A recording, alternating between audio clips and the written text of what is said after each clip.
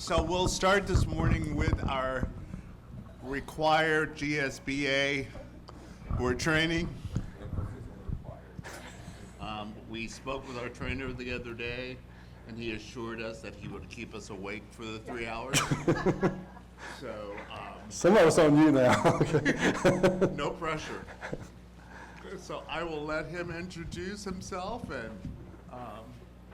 here we go. Thank you guys for being here. Dr. Watts? Anything? All right, let's go.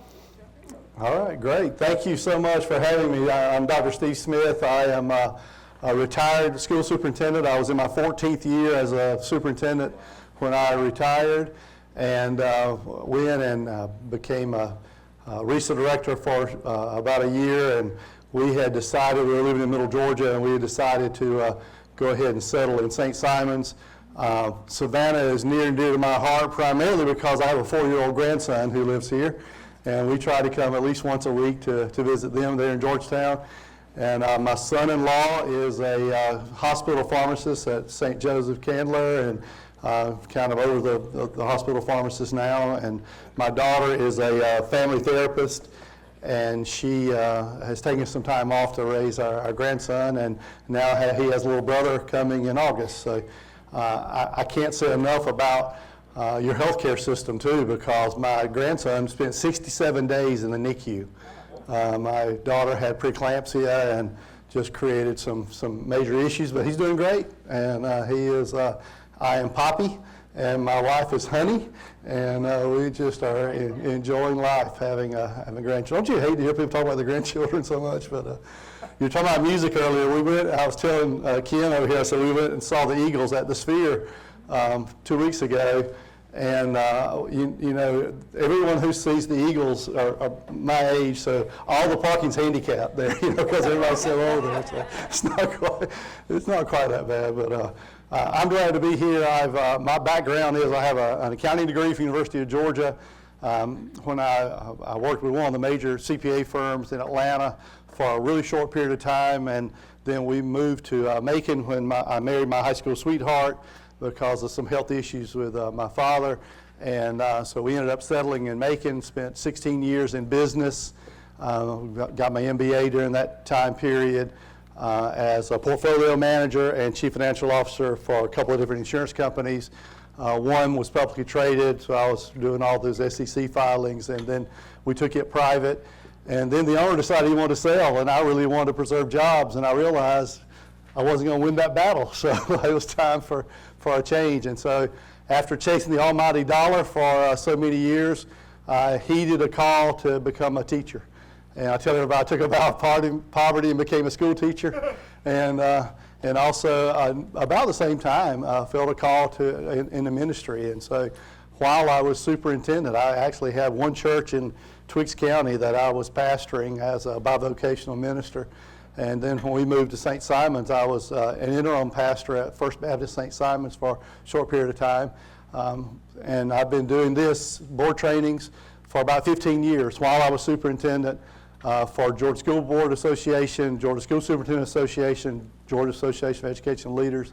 So I have done many of these, and I think we have a couple of folks who have been in a couple of my workshops before. So I'm pretty informal. I really, you know, if you've got questions, please stop and raise your hand. I'll be glad to expound on what I'm saying. And if I don't know the answer, I'll say I don't know, but I'll find it out for you. So I know your board attorney is here, so I've got to start by saying anything that is said here is the opinion of the speaker only, and it is completely meaningless to anyone else and has no bearing on GSBA, GSSA, or any of those professional organizations. So that is my opinion only. Any disparaging remarks I might say about the legislature are not directed at any one person specifically, but with some generalities. Okay, so I'll try to I'll try to keep those apolitical as much as I can, but no promises. First of all, you know, one of the things that I really want to focus on this morning is really just talking about numbers as a financial planning process, and I know you guys, the only bad thing or the worst thing I guess I can only think of one thing that's worse than talking about numbers early in the morning, and that is talking about numbers after lunch. And I know you guys are going to be doing that all day today. So God bless you. I know I hate it for you. So let's start by asking a simple question about economics. I taught high school econ at the high school level, and so what do you never have enough of?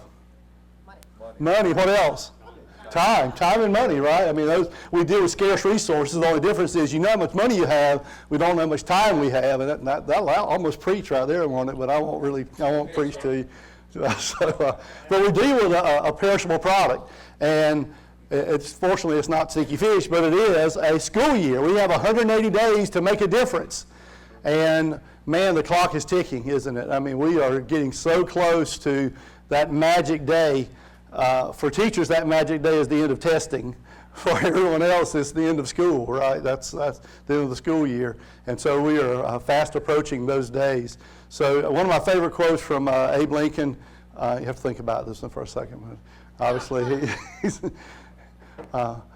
so here's our objectives today. We're going to talk a little bit about what are the roles of the board, and we're going to talk about the good, bad, and the ugly of school funding. Best theme song ever written, the good, bad, and the ugly theme song. And we'll talk about local funding a little bit, but then we'll talk a little bit about legislation. And like I say, this is your training, and so everybody's looking to see whose ringtone that was, right? That's not a ringtone. So I will say this, the governor has not signed much legislation yet. And so the things we discussed today are still subject to his signature. We won't get allotment sheets and know what our state funding is until he has signed, let's stop that, until he has signed that budget. One of the things I typically do, I really like to dig into equalization. I know that's a bad word here because you guys don't get it. And I'm going to talk about a little bit today about why you don't and why Gwinnett does, because that's a sore subject, I know, but just to kind of help you understand how that formula works and really what the purpose is. But we'll talk about that. We'll get into, like I say, talk about legislation a little bit and really get into a few of the bills that pass that really make you scratch your head. But we'll get into those too. So this chart really is just kind of interesting to me because it first of all, it just shows the generations. But I like to ask my leaders when I was just doing a workshop this past weekend in Macon with leaders of districts all over the state, and some principals, some other leaders, and we were asking about what is the greatest challenge that you face with your new teachers in leading new teachers, because these are those Gen Z folks, and so what I find by and large is many of them really have lacking social skills and to be able to really adapt to be able to cope when things go poorly. A principal shared with me he had a teacher who texted him on a Wednesday that they were not going to be here. They were leaving the position. Texted him on Wednesday, so he called him and said, hey, can you at least hang on till Friday so I can have a few days to try to find a replacement? But they didn't talk to him face to face. They texted him that they were resigning and leaving education. So that's kind of the mentality I think that we deal with sometimes. So one of the things I was doing when I was at First Baptist St. Simon's, we had a pre-K there, and actually it was daycare, early child care all through pre-K, and all of our teachers were very young, all Gen Zs, and we had some real issues with some of those teachers in dealing with the fact that they were really struggling with coping. So it really puts some challenges on your leaders who are hiring these folks right out of college and are bringing them in. So just some things. Anybody know who that fellow is? There you go. Okay, Kurt Signetti, right? You remember what he did? He went to the portal, and he instead of getting all these guys right out of college, in high school, he built his team with veteran players. and won a national championship as a result. So, I'm not saying don't hire Gen Zs. I'm not saying that. I'm just saying his philosophy was, I'm going to get veterans, and I'm going to do everything I can to find veterans. So, it's just something to think about. We know that their prefrontal cortex is not developed when they're still right out of high school or right out of college even. It's fine-tuning all the way through their 30s, and so they're still developing their cognitive abilities, and especially emotional regulation. So again, how do we as leaders utilize that information?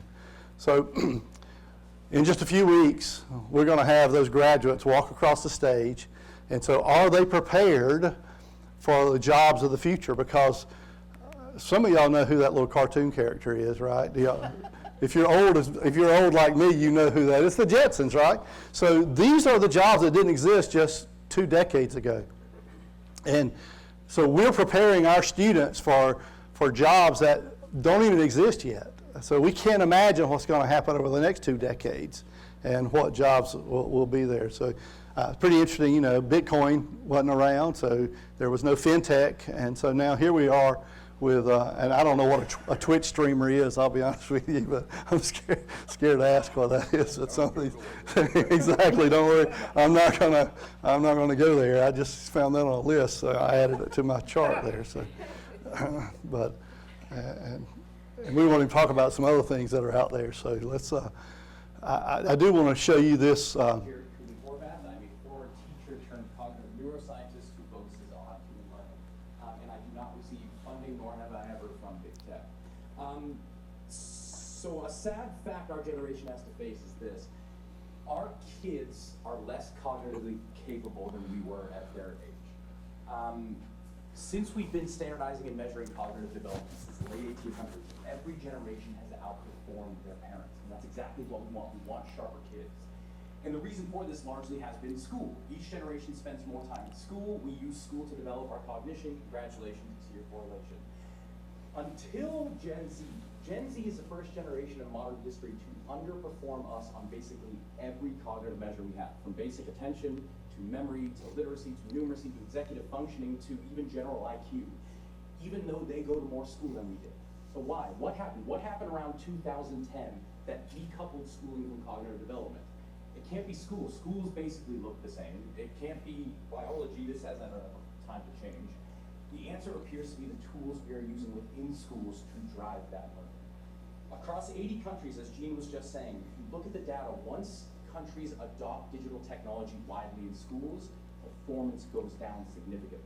To the point where kids who use computers about 5 hours per day in school for learning purposes will score over 2/3 of a standard deviation less than kids who rarely or never touch tech at school. And that's across 80 countries. Bring it home to the US, let's go to the US. We have our NAEP, that's our big data. Take any state, here's a fun experiment you can try. Take any state NAEP data, compare that to when that state adopted one-to-one technology widely, and watch what happens. The NAEP data will plateau and then start to drop. Okay, I remember as a superintendent bragging about the amount of technology we were putting in our schools, and we were going to get to one-to-one, and that was a goal. And during my last few years, I started saying we need to reduce screen time. We need to get back to the basics because they're living on their screens 24/7. And somebody said, well, don't they sleep? And I said, no, they sleep in class. They don't, because they stay up at night and are looking at their phones, right? So, I mean, let's be honest. And so we've got to, I think we've got to get back to basics. I think we're seeing more and more school districts who are going back toward textbook adoption even. So I really see a trend back toward that. Based upon this research, that's probably not a bad idea. So we'll just kind of see how that plays out. So let's ask some questions. So I got to keep you awake. So where do you get your revenue? Taxes. What kind of taxes? All of them. Property taxes. What else? Sales tax. Great. Sales tax. What else? East Plus. The East Plus. Same. Yeah, another name.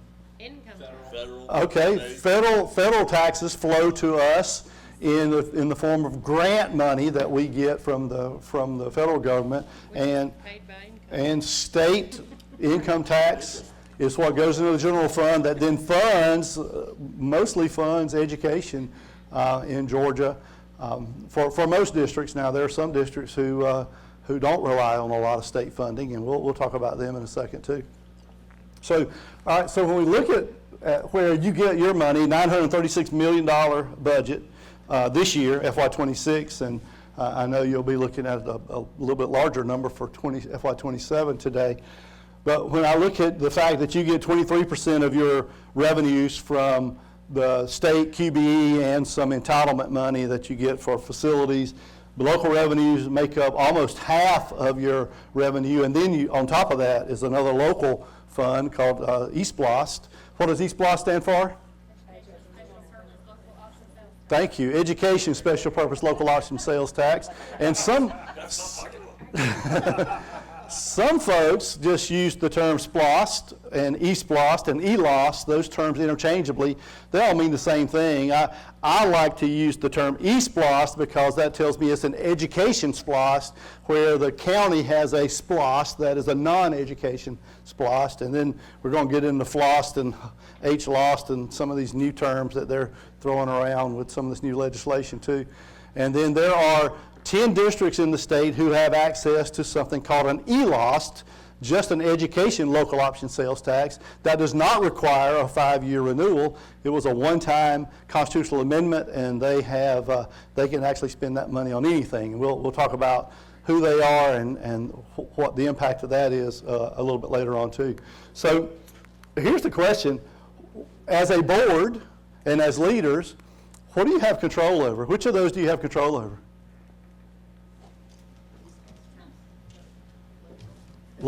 Local taxes is really the only thing you have control over it. I mean, you establish the millage rate, and that's really the only thing that you can have an impact on.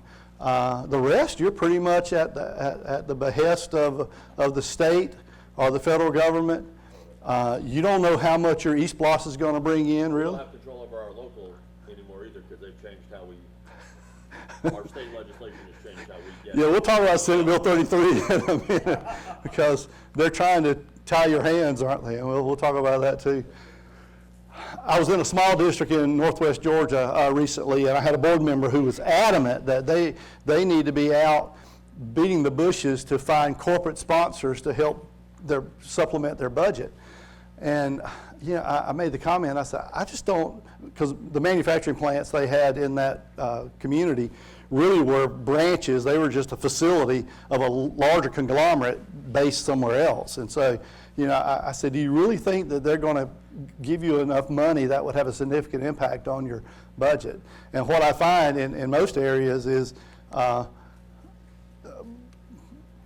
many small businesses suffer from fundraising fatigue because they're getting asked by everybody about money. I mean, can you put an ad in the football program? Can you support the cheerleaders? Can you put a banner up at the football stadium and at the baseball field and all that? And so they're getting hammered constantly with requests. And so I just don't see those as significant. And don't get me wrong, there can be some pretty good grants that are given, some pretty good sponsorships that are provided by some major corporations, but those really are few and far between. They're not going to move the needle a lot on a $936 million budget, are they?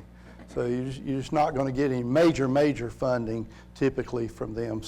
There are a few exceptions, but very few. All right, so where do you spend your money?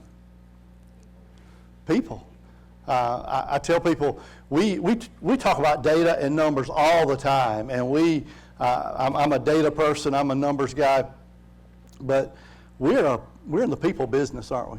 We use the data and the numbers to better serve our people, who are our students, our staff, and our community, right? That's what it's all about. That's why we use the data, is to better serve our folks, right? So here's where you're spending your money, and this is your general fund. Your general fund's about $656 million, and about 55% of that goes to instruction.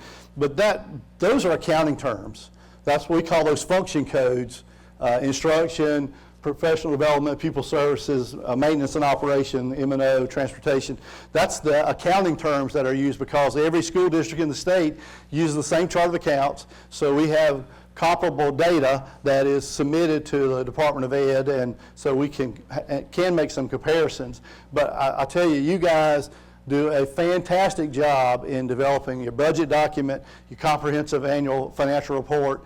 You guys do a great job at that. And so your budget document provides some great information and actually provides exactly what you were saying earlier about the fact that salaries it makes up the largest piece of the pie, and then you throw fringe benefits on that, and so 85% of your budget is people, right? Salary and benefits.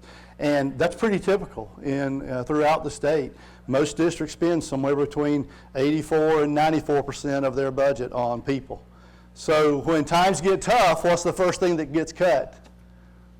People, typically, right? We're going to let class sizes grow a little bit, or we'll use some attrition. We'll do whatever it takes to balance that budget, and that's typically what we do. We'll cut people. And we'll get historical here in a minute and talk about how things work. This was when I was in Bleckley. We did the same thing, and we were for Bleckley about 88% of our budget was personnel. Much smaller budget, obviously.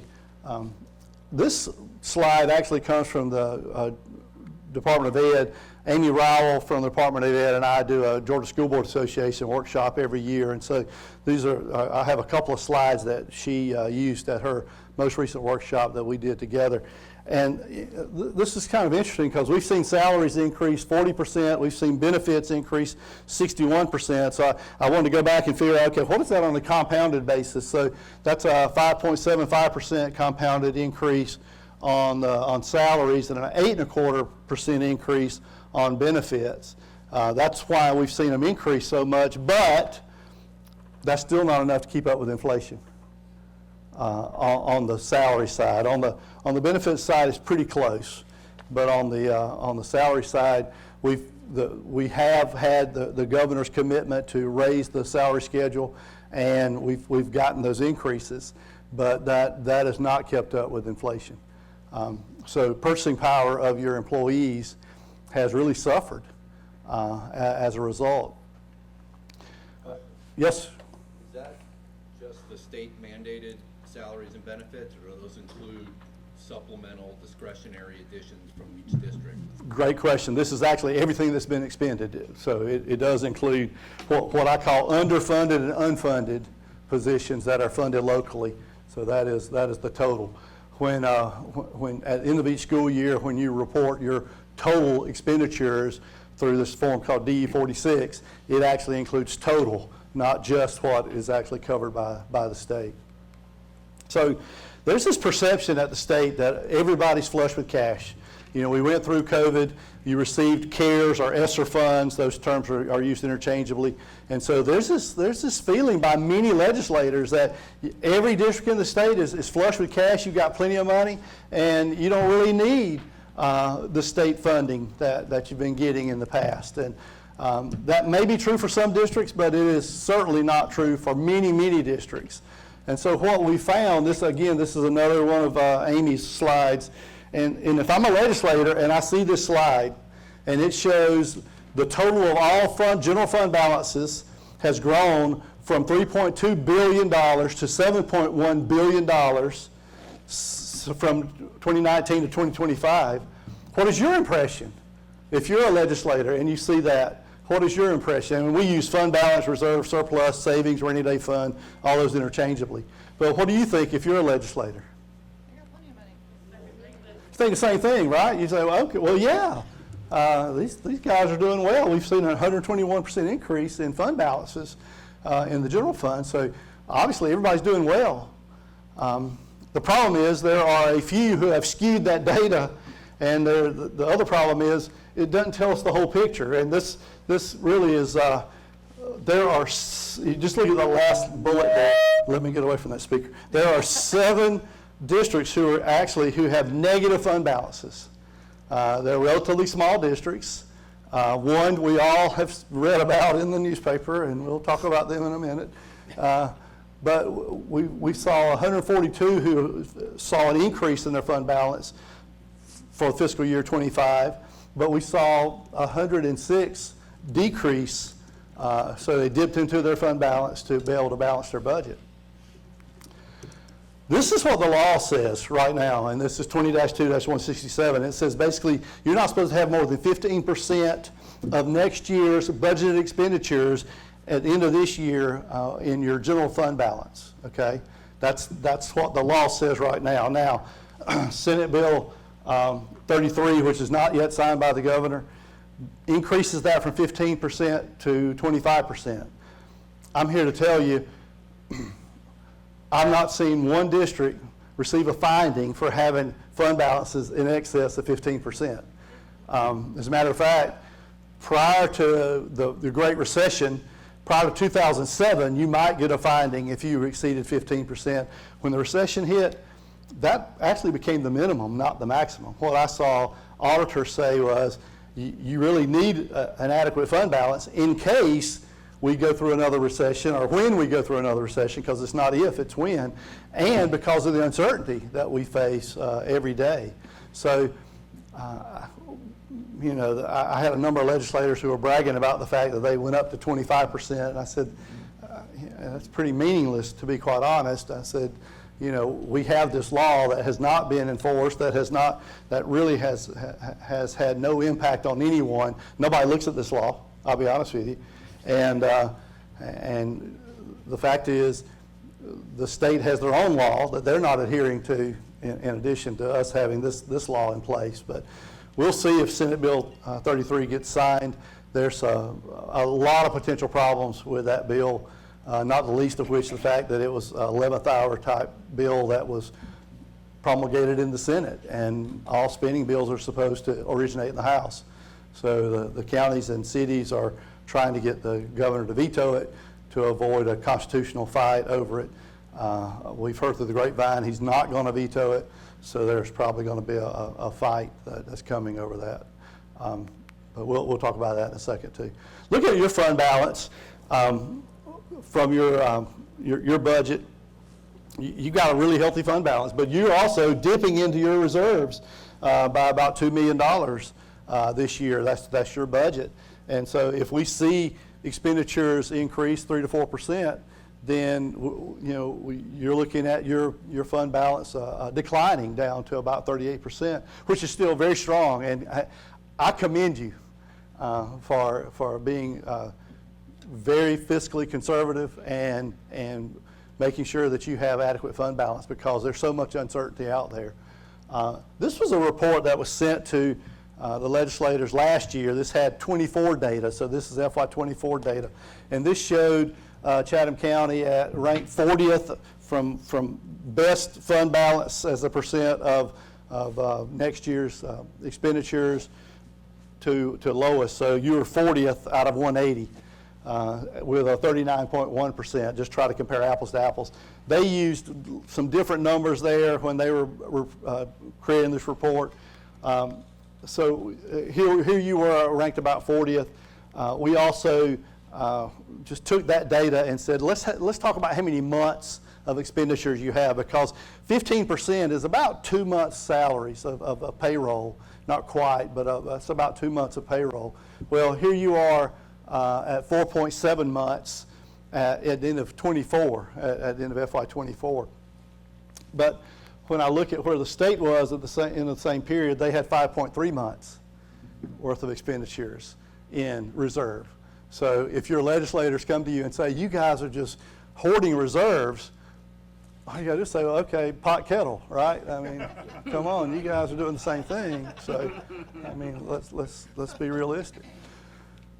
So why do you have reserves? First of all, why would an auditor or a legislator be concerned about you having excess reserves?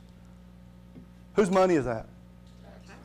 That's the key. It's the taxpayers' money. And prior to 2007, when you could have a finding for having excess reserves, the thought was, well, why don't you give some of that back to the taxpayers if you're hoarding these reserves? Now, we've gone through a great recession. We've experienced much uncertainty.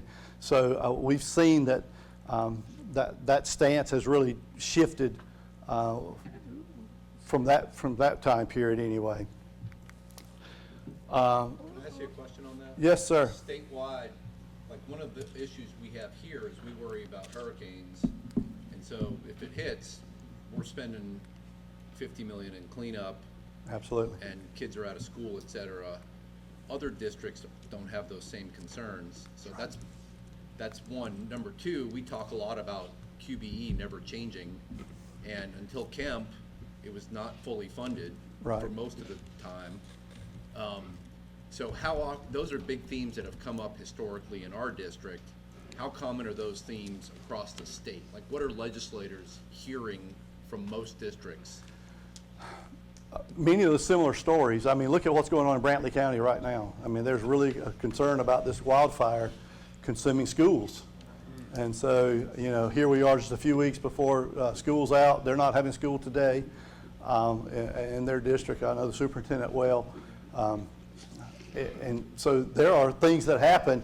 And that report that the legislators received doesn't tell the whole story, because it just assumes that everything sitting in your fund balance is unassigned and unrestricted, and that's not the case. Many of you have some restricted funds, you have assigned funds, you have committed, and so here's the definitions from an accounting standpoint. I'm not going to read those to you, but basically there's only one of those categories that is unassigned. That is the what I say is spendable, free, and usable fund balance, but their report doesn't break those out. To me, it'd be much more meaningful to let's see how much is unassigned. So I'll be honest with you, I tell boards and I tell leaders, if I'm in that position, I'm going to probably move some money into capital outlay from general fund if I know I've got some expenditures coming up over the next 2 or 3 years. If I've got some bus replacements, some buildings, whatever that I'm going to be doing, that I've got a story, obviously, to tell the public, this is why we have these reserves, so we're going to go ahead and put it in capital outlay because we know we're going to be spending it in the next couple of years. And most of you have stories like that. So that's kind of what I don't put it in SPLOST, because if you put it in SPLOST, you're not supposed to move it back, right? But you can put it in capital outlay and move it back if you need it. So that's kind of what I've been advising. Why do we need reserves? Well, we don't know about state funding. You just made a great point. Unexpected expenses. I'm doing a lot of work down in Camden County, and I'll show you something. Obviously, you've got fast growth. You're going to need reserves to help fund that growth, because the state funding for facilities is on lagging data, so you don't get the facilities funding until after the fact if you're growing quickly. But does anybody know what those are? Bats. Are y'all familiar with what happened in Camden County? Camden County had a elementary school, a 2-story elementary school that was infested with bats, and they thought this was going to be about a 2-week project. And the problem is, you know what bats do, don't you? They have guano, which is their excrement, and when you go to clean that stuff up, it becomes a fine powder. And so you actually have to wear hazmat suits and respirators and all this to clean that thing up. It took months for them to do this. Insurance covered zero of this. They couldn't even use SPLOST dollars to remediate the bat problem. They spent $2.1 million. Fortunately, we had a good year financially statewide, and the state gave them a special allocation of $500,000, but they still had to dip into the reserves. They still hadn't gotten $500,000, so they still had to pay $2.1 million to remediate that. They were very fortunate. There was the College of Coastal Georgia has a campus down in Kingsland, and they were able to use one of their facilities to move those children into those 600 kids. Imagine trying to put in, we don't call them trailers anymore, learning cottages, and trying to put those up in a short period of time, and trying to have those. I've done it, and it's not easy to have the electrical and the plumbing run and have those things up and running in a week or two, because those kids, they need to be in school, and you got to get them educated. So something like that could happen. It's just like you said earlier about a hurricane. A hurricane hits, and you've got students who are displaced. Where are you going to put them? And so you got to find a place for them. You got to make sure it's got to be signed off by state inspectors to make sure it qualifies as a classroom also. So it's not just a matter of let's throw a trailer up and let's throw them in there. It doesn't work that way. There's a big process involved. So that's why we need reserves. There's so much unknown out there, and especially being near the coast. I'm in Glenn County. That's a big concern in Glenn and Camden too, being along the coast. So. All right, so let's shift gears for a second. My goal is to take a break at every hour, if that's okay with you guys. So in about 15 minutes, we'll take a break, if that's okay. All right, so let's talk about the roles of the board, the superintendent, and the CFO. Obviously, the board, and I call this the board being half of the governance team, the superintendent being the other half of the governance team, okay? So it doesn't mean the superintendent's vote is equal to 9 votes on the board necessarily, okay? But that's kind of the way the state looks at the governance team as being the board and the superintendent. You guys work together and are a team. So I call it a team, a governance team. So obviously establishing vision and goals, that's strategic planning. That's part of this process that you're in today. As you're developing your budget, it's about what are we funding that are our goals in our strategic plan? How are we backing up our strategic plan with these funding expenditures that are allocated?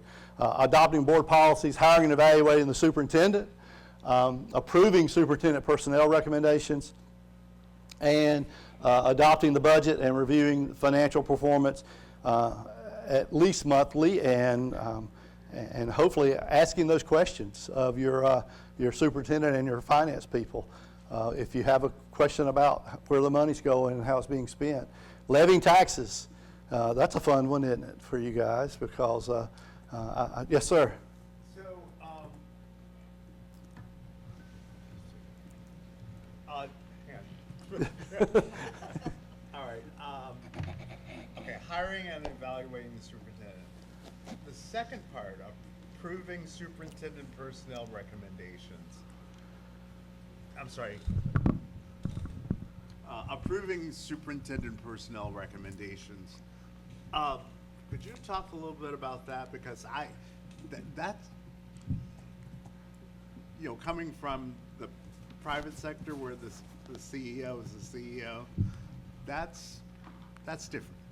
It is, and it's as much a formality, but and I don't want to sound flippant, because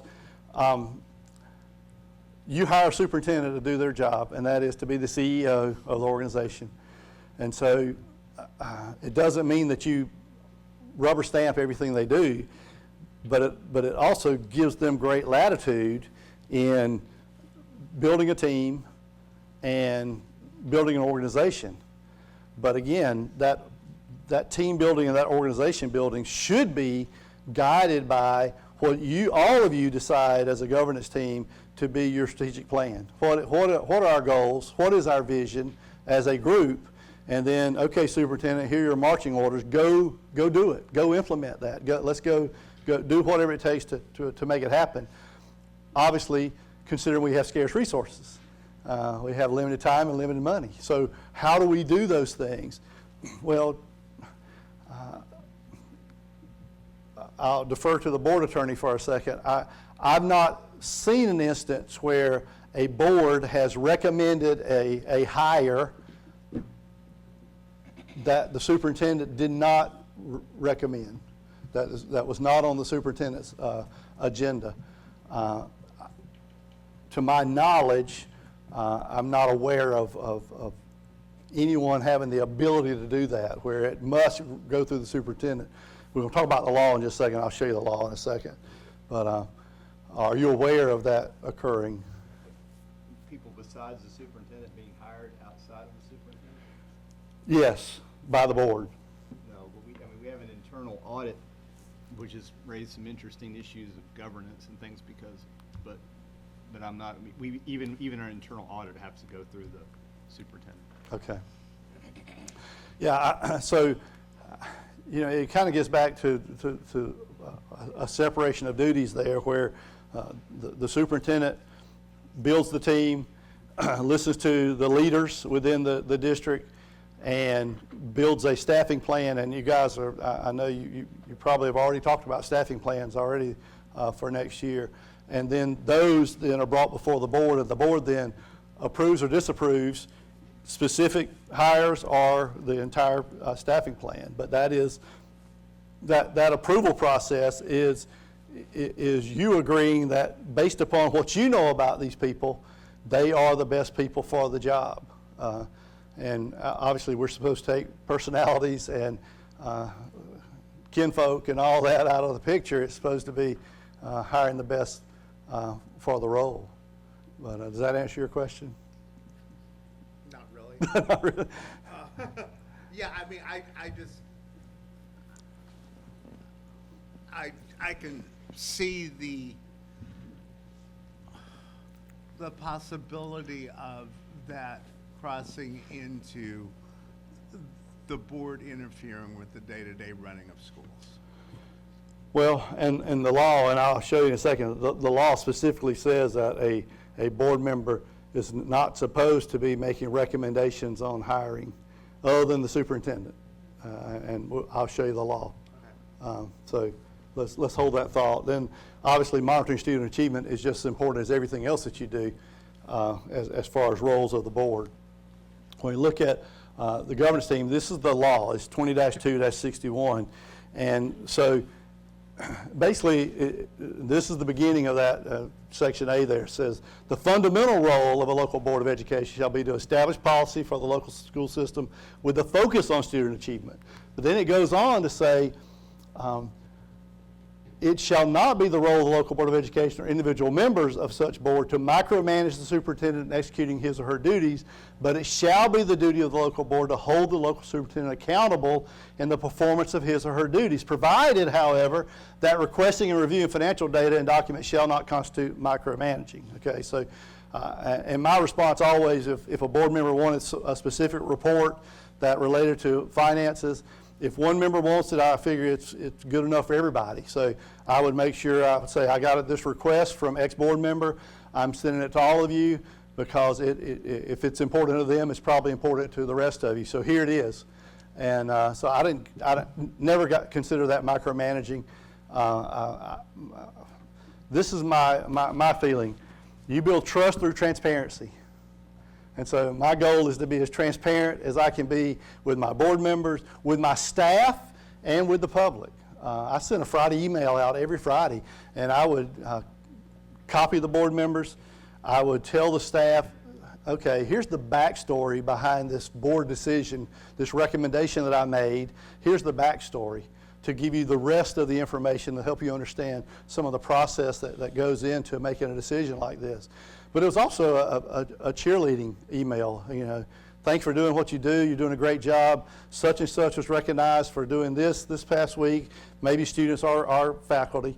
And then if a piece of legislation hit, I would say, here are my concerns with this legislation. I'm not taking a stance necessarily because I'm not supposed to, but I can point out what my concerns are.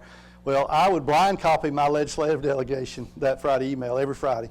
And I would, and a few other legislators that I'm friends with, because I wanted them to know what my concerns were, but also I didn't want anybody to ask my staff members on the street about anything that was related to the school district they couldn't at least have a cursory knowledge of and say, yeah, the superintendent just discussed that in a Friday email. But my goal was to be as transparent as possible. I mean, that was just it. Yes, ma'am. I think Mr. Moss was suggesting if 5 of us decided that we would not approve a personnel decision of Dr. Watts, then we've never had that. It's almost like that sounds like a constitutional crisis, but that could happen. Absolutely. So is that micromanaging? I think that's what he's asking. I think it should lead to discussion as to why that person is not being approved. And there may be information you have that the superintendent doesn't have. So that could be very valuable. You know of something that has occurred in that person's history that might make that a concern. Yes, sir. Yes, it has occurred. It hasn't occurred under this board, but I've been on the board when it has occurred where a recommendation came and it was turned down. Yeah. Only one time though, but yes. But it happens. I mean, I've heard of it happening. I've heard of a principal recommendation by a superintendent where the board said, we just don't think that's the right person for that job. And so the superintendent has a decision to make. You know, am I going to go find another candidate? And is this process going to be delayed? Or am I going to then meet with the board and let's meet in a work session, or let's talk about this in executive session and talk about why I think this is the right person to try to be persuasive. But, you know, discussions are good. Yeah, I think it's okay. I mean, Not micromanaging is what you're yeah, exactly. I mean, now, if you're telling them, well, I want you to put my cousin in this role instead of this person, then that would probably constitute micromanaging. And I promise you, Cognia, your accreditation board would have a problem with that, because that really would be considered micromanaging. Here's what it says. No individual member shall discuss any individual personnel matter with the superintendent or other school personnel except as provided in 943, 989, and 989.8, 1120, and all these code sections, or as otherwise authorized by law, provided, however, that the mere referral of a personnel matter to the superintendent shall not be prohibited. Local Board of Education members should work together with the entire local Board of Education and shall not have authority as independent elected officials, but shall only be authorized to take official action as members of the board as a whole. Okay, so I'm not an attorney. I didn't spend the night at a Holiday Inn Express last night either, but I'll tell you what this is saying is that we are, you know, you can make recommendations, obviously, but you should really do it as a group, not, again, my cousin, so-and-so, whomever, because, you know, unless you know of some extenuating circumstances why this person would be a perfect fit for a specific job. But again, that's the superintendent's role. Yes, ma'am. When I first got on the board, one thing I did learn from observing the board members, and it was Mr. Cashmore, I'll never forget it. I saw a little reluctancy regarding hiring somebody, but what he said was, I'm going to hold you accountable. There you go. He didn't push back on it, but he expressed his opinion about it, and he said, I'm going to hold you accountable, and I never did know I respected how you handled that. And so we have to remember, okay, this is who you want. Now we're going to hold you accountable for this decision. And I think that's true when you promote someone into the principal position. I remember a fellow that I promoted one day, and we sat down and were talking, and frankly, a couple of members of my board were not crazy about that promotion, but I told him, I said, look, I'm going to give you enough rope to hang yourself. In other words, you're going to have free reign to run this school like you see fit, but I'm going to hold you accountable for it. And so you've got to show results, and here's what I expect of you. And then just meet with them regularly and give feedback. And I think that's incumbent upon us as leaders and developing leaders is to give feedback as we go through that process. But yeah, I think that's a great point. That's an important role, obviously. That superintendent role is an important role, and you're entrusting that person with a basically what would be a multinational corporation, in essence, if it were any other business with this kind of budget. You know, so it's a big role. You know, so let's talk about some Q&A. What authority do individual board members have outside the boardroom? Zero. Thank you. None. Right? I mean, you got none. Employees perceive otherwise. You show up at a school, and they might perceive that you've got all this power, but technically, outside of the boardroom, you really don't have any power, do you? All right, so question number 2, what authority do you have inside the boardroom? Zero. One vote. One vote, right? And your persuasive charisma, I guess, right, on top of that, right? So one vote. And can individual board members dictate who should be hired to fill a specific vacancy? Absolutely not. We just showed you the law. They can only act on the superintendent's recommendations. Should all votes be unanimous in favor of the superintendent's recommendations? Yes. Woo!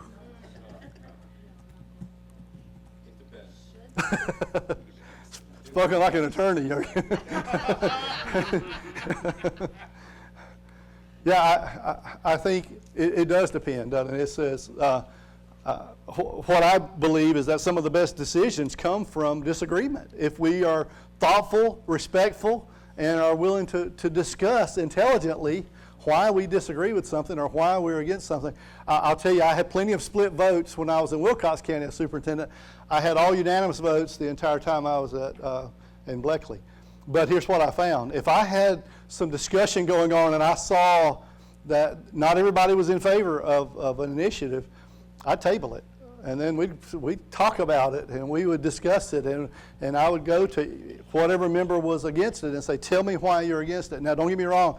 There are some boards that have what I call cave people, citizens against virtually everything, right? You're gonna have some folks who, you know, if you put them in a Baptist church and you brought Jesus up in view of a call to preach, they wouldn't vote for Jesus, right? Because they're going to vote against anything and everybody, right? So there are there are certain people out there who are just going to vote no on everything, and that's, you got to understand, you're not going to have unanimous votes if you got a board member like that, right? All right. So here's the question, though. Once that decision is made, even if it's a split vote, once the decision is made, what is the obligation of the board members? To support it, isn't it? I mean, it really is. As we walk out that door after we've made this vote, even though I lost and I didn't want this to happen, but it happened anyway, and I'm a board member. When I walk out through that door, I'm supposed to support the school system, right? And so it's not about, well, yeah, I didn't like that. I'm not, it's okay. I didn't win that battle, but I'm going to hold the superintendent accountable. They voted for it. We're just going to see how it shakes out, and I'm going to support it. Can I remind everybody I voted against it, though, once it doesn't work out? So I told you so? Is that what you want? And you will. I'm just trying to keep us awake. Recommendation either. That was our board recommendation. The superintendent had nothing to do with That's- that. What we talking about? With the last vote we had, hiring another board member. Oh, I wasn't talking about that. Oh, okay. Talking in general, talking about school. Yeah, I'm not getting specific. I'm talking generalities, but yeah, that's right. That happens. It's gonna work out. All right, let's move on. Let's talk about the superintendent. What's the superintendent's number one role? That is to guide the visioning process and develop goals to the board to consider in a strategic plan and to implement board policy. I mean, that's what that person is. They are the CEO of the organization. They are to hire and evaluate leaders, to recommend personnel changes. They are to present the district budget and review that performance monthly, and to discuss financial needs so the board can make informed decisions regarding levying taxes. I'll tell you one thing, my philosophy was, no matter what happens, the buck stops with me as the CEO. And so I'm never going to throw my board under the bus. Whatever decisions are made, I'm going to do whatever I'm charged to do by the board. So the buck stops with me. And so it's not about, well, the board chose to do this. No, my job is to implement what was passed. So I take responsibility for everything. Bad, every bad thing. I try to give credit to everybody under me on what good happens. And let me say this, one of the things I like to tell my staff, especially when I'm first hired as a superintendent, is that, we have this organizational chart, and it's got the board and the superintendent, and then the district leaders and principals, and then teachers and students. My goal is to turn that thing upside down, and I'm at the bottom, and I'm serving everybody above me, because my job, first of all, as overhead, we're all overhead if we're not teachers, because they're in the front lines dealing with students, right? But my job is to help the people above me then do their job better and to help them be successful. And so that's my goal as a leader. So the buck stops with the superintendent. On the back of that sign, it said, "I'm from Missouri," which is the show me state. Do y'all know whose sign that was? Truman, thank you. That was Truman's sign. Obviously, another role of the superintendent is communicating the the needs, the performance, and initiatives to the public staff and to the board, and to be the instructional leader of the district, and also to put in place those instructional leaders throughout the district that are going to help support those goals and that vision. And obviously regulatory compliance, including accreditation, and that is a big one. And one of the big ones is that person's on call 24/7. And I say this quite often to boards. It's amazing how many boards will hire a consultant, an outside consultant, and pay them $300,000 to show up in your schools 2 days a month, and then fuss about a $5,000 raise for our superintendent who's on call 24/7. And so, that person, you just don't realize they're living and breathing that every minute of every day. But your teachers are too. Your teachers they're concerned about their students. They're thinking about their students all the time. It never stops. So she didn't ask me to say that, by the way. I wasn't lobbying for a raise or anything.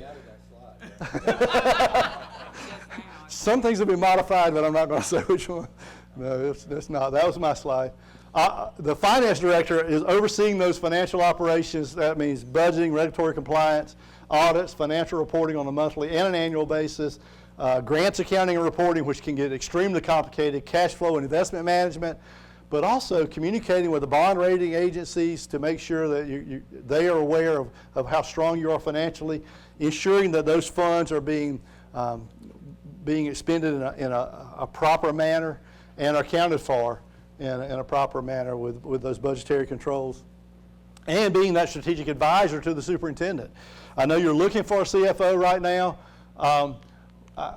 There are at least 10 positions out there right now that I'm aware of districts looking for CFOs. It's a really tough position to fill.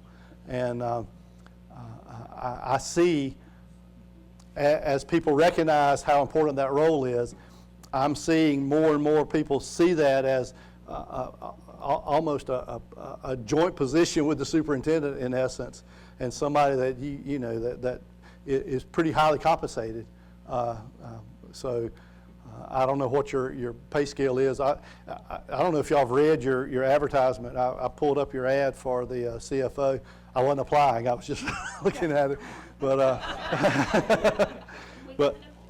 I will say that you've got a great listing of roles, responsibilities, and expectations in that advertisement, and I think the key is getting the word out. And I was racking my brain trying to figure out how do we get the word out of what needs are out there, who has openings, and what are these positions that can be filled. Because for a district your size, your best, I would say the best objective for you or the best candidate for you is probably going to come from another district, because you want somebody that already has experience. For a small district, they're going to get somebody that probably doesn't have experience in schools. They might be a former auditor or work with Malden Jenkins, one of the CPA firms that that audits school districts. But more than likely, a rural district, a small rural district, is going to get somebody pretty green in terms of handling the day-to-day. You guys, I would expect to find somebody that has some experience. I'm helping another district right now try to find one, and it's a challenge. It really is. Yes, sir. This is a loaded question. I'm just prefacing it with that. Loaded question. What's been your experience with school districts bringing in folks into that role from private industry or non-school district related experience versus a district like us hiring a number 2 or 3 from another big district, either in Georgia or outside of Georgia?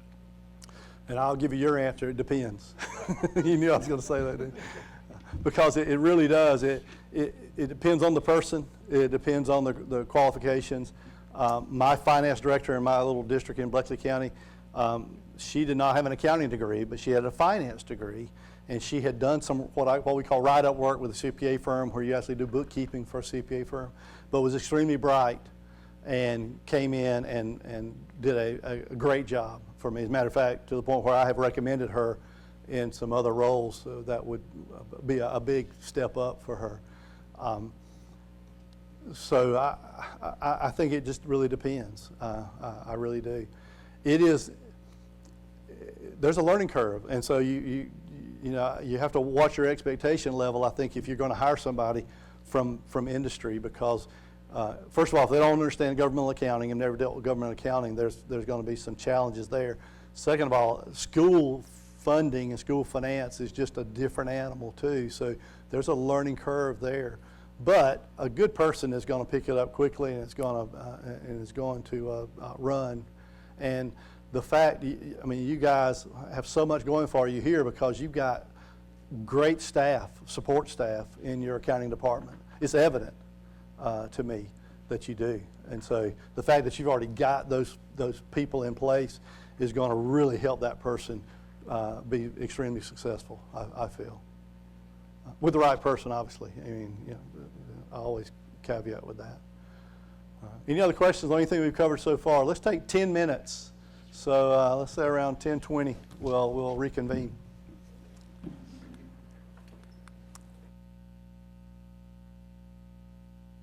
One bill I kind of want to just do a little sidebar on, and this is Senate Bill 472.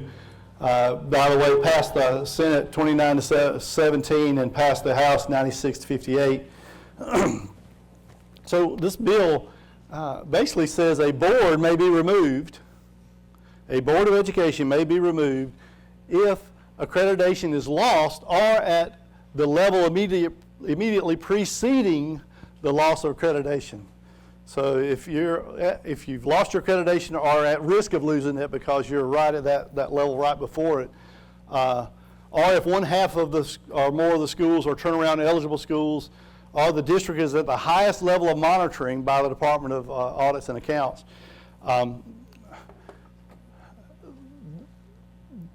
That highest level of monitoring is probably the one that concerns me the most, to be honest with you, because if you have a new CFO or a new superintendent, you automatically moved up one level of risk, just by having a new employee there in either one of those roles. So the fact that the highest level could subject you to removal gives, to me, a lot of power to the state auditor, because that ultimately is who decides. In essence, individual members may be suspended or pending a hearing if the board in total or a member or the superintendent is the subject of a finding by the state auditor of financial mismanagement or misconduct following an investigation under 50-6-28. So basically what concerns me about this is there's got to be a mandatory investigation, obviously. So it's the duty of the state auditor to conduct that investigation as part of and so even if your opinion comes from Alden Jenkins, an independent CPA firm, the state auditor, if there's a finding of mismanagement or misappropriation, because the terms aren't defined in that bill, that always concerns me. I used to have an attorney friend who said he didn't care who drafted the contract as long as he could define the terms. Because if you can define the terms, you can pretty much make the law say what you want it to. I don't know what, when I go back, I don't know what a financial mismanagement or misconduct really entails. If you find an employee who's embezzling money, is that mismanagement that needs to be reported and puts the superintendent and the board at risk? I don't know. I really don't, based on this bill's language. There is a trigger for a full investigation if facts or other information indicate mismanagement or misconduct by any official or employee, whether during a past or present administration. The state auditor must perform a full investigation. I'll tell you a little war story. When I became superintendent of Wilcox County, a really small district, I looked at every PO in that district. So it was really small, so I'm looking at every PO coming across my desk. We had no company vehicles at all other than buses and an old wrecker that we called Mater, because it looked like Mater on cars. See, it was an old 65 International wrecker, and it looked just like Mater. And and all of a sudden I see these POs, and I see all these automobile radiators showing up on POs. And I'm like, okay, why are we buying automobile radiators? Well, come to find out, there's a parts store in a county, adjoining county, that was padding the bills. The transportation director was signing off on those POs. The school system was paying them, and then the parts store was kicking back money to that transportation director. So obviously I got the GBI involved. I fired the transportation director and all that. But would that trigger this? Would that trigger this? You know, and I mean, you would think it would. So man, that puts the state auditor, all of a sudden that state auditor is going to be really busy tracking down every incident of fraud and embezzlement. That may be a small amount. I mean, this was probably $15,000 total by the time I caught up with it. But and it may have been a lot more. We didn't go back too far because we had enough evidence as it was. But I mean, what happens in a situation like this? Yes, ma'am. I'd like to know what you think the background story is on this. But if we were all replaced, to be, who would come in after us, and who makes that determination? That is a great question. She said, first of all, what precipitated this bill? And Dublin City Schools precipitated this bill, to be quite honest, because there was a feeling that there was mismanagement of the fund. I don't think there was a feeling that there was money embezzled or stolen or anything like that. I think there was a feeling that there was gross mismanagement of the operations of the school district. But here's the rest of the story, and I'm somewhat familiar. I don't want my name necessarily associated with Dublin City Schools, but I do consider the previous superintendent a colleague and a friend. I did go spend a day with them at the request of Matt Hatchett, who's head of the Appropriations Committee at the House, and I spent a day, and on my way home I said, Matt, I can't do anything for them because they're in denial. They're not going to do what needs to be done, and I don't even think they can make payroll this month. Well, this was September of last year, and if the state had not advanced them their state money, and has been doing it ever since, they would not have made payroll. And so the superintendent was relieved, resigned and retired that weekend after I was there. Not at my request. I don't read anything into that. I just made a phone call to a legislator who's from Lawrence County, where Dublin City is located. All that said, it's the same old story. We see it all the time. The legislature passes a law to address one specific issue at one district and does a shotgun effect to impact every one of us. And that's what concerns me. I know that's where you're headed, and that really concerns me, because I don't know what would trigger that. If every little incident would trigger something like that, I don't think the state auditor has enough employees to have full investigations on every single incident that occurs statewide. Yes, sir. Wasn't it also related to a year or two ago with DeKalb? And the law wasn't as clear then, it had to go to Supreme Court, so this was a way to fast track the removal process, but they also put the thumb on the scale of, we're gonna give the governor complete political discretion to do what he or she wants. That's right. And there's a law already in place that says if you lose accreditation, then the governor can remove the board. That law is already there. So this just kind of expands that to use these terms, this mismanagement or misconduct. And you know, again, if I don't have a definition of those terms, that's pretty broad when you get right down to it. So a little concern there. So I don't know. This says these investigations are conducted where the auditor has the authority to call witnesses and compel production of documents. It kind of gets back to what I was saying earlier about a good finance director. If you don't have valid data that's being sent to you monthly as a board member, how can you make informed decisions? And how can a superintendent be held responsible for making informed decisions if you don't have valid data? And that was one of the problems that they had in Dublin City. They didn't have valid data.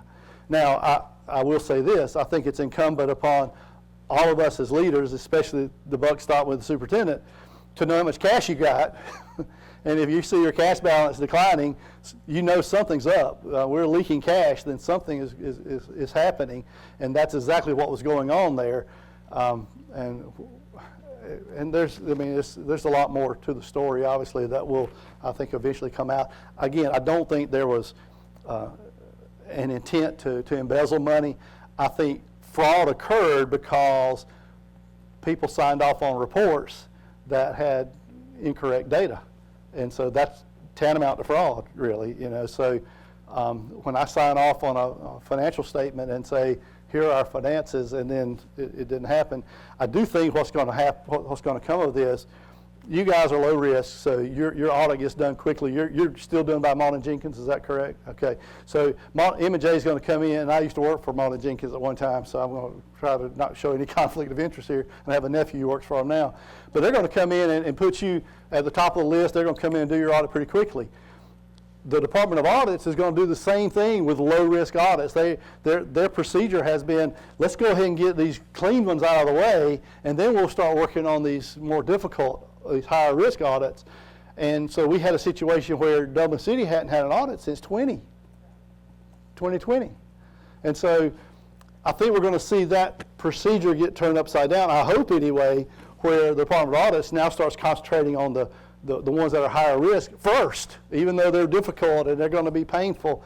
Let's start dealing with those and get those out of the way, because what was happening, they didn't have valid data and they were not being responsive to the auditor's request. And so the auditor was just saying, well, okay, we'll get to them later because they're not responsive, and it just snowballs, right? And so it's, as a board, I empathize with the board, and I've spent a lot of time with some specific board members having discussions about how difficult their job is to be basically held responsible by the community for numbers that were not, they weren't even close to being accurate.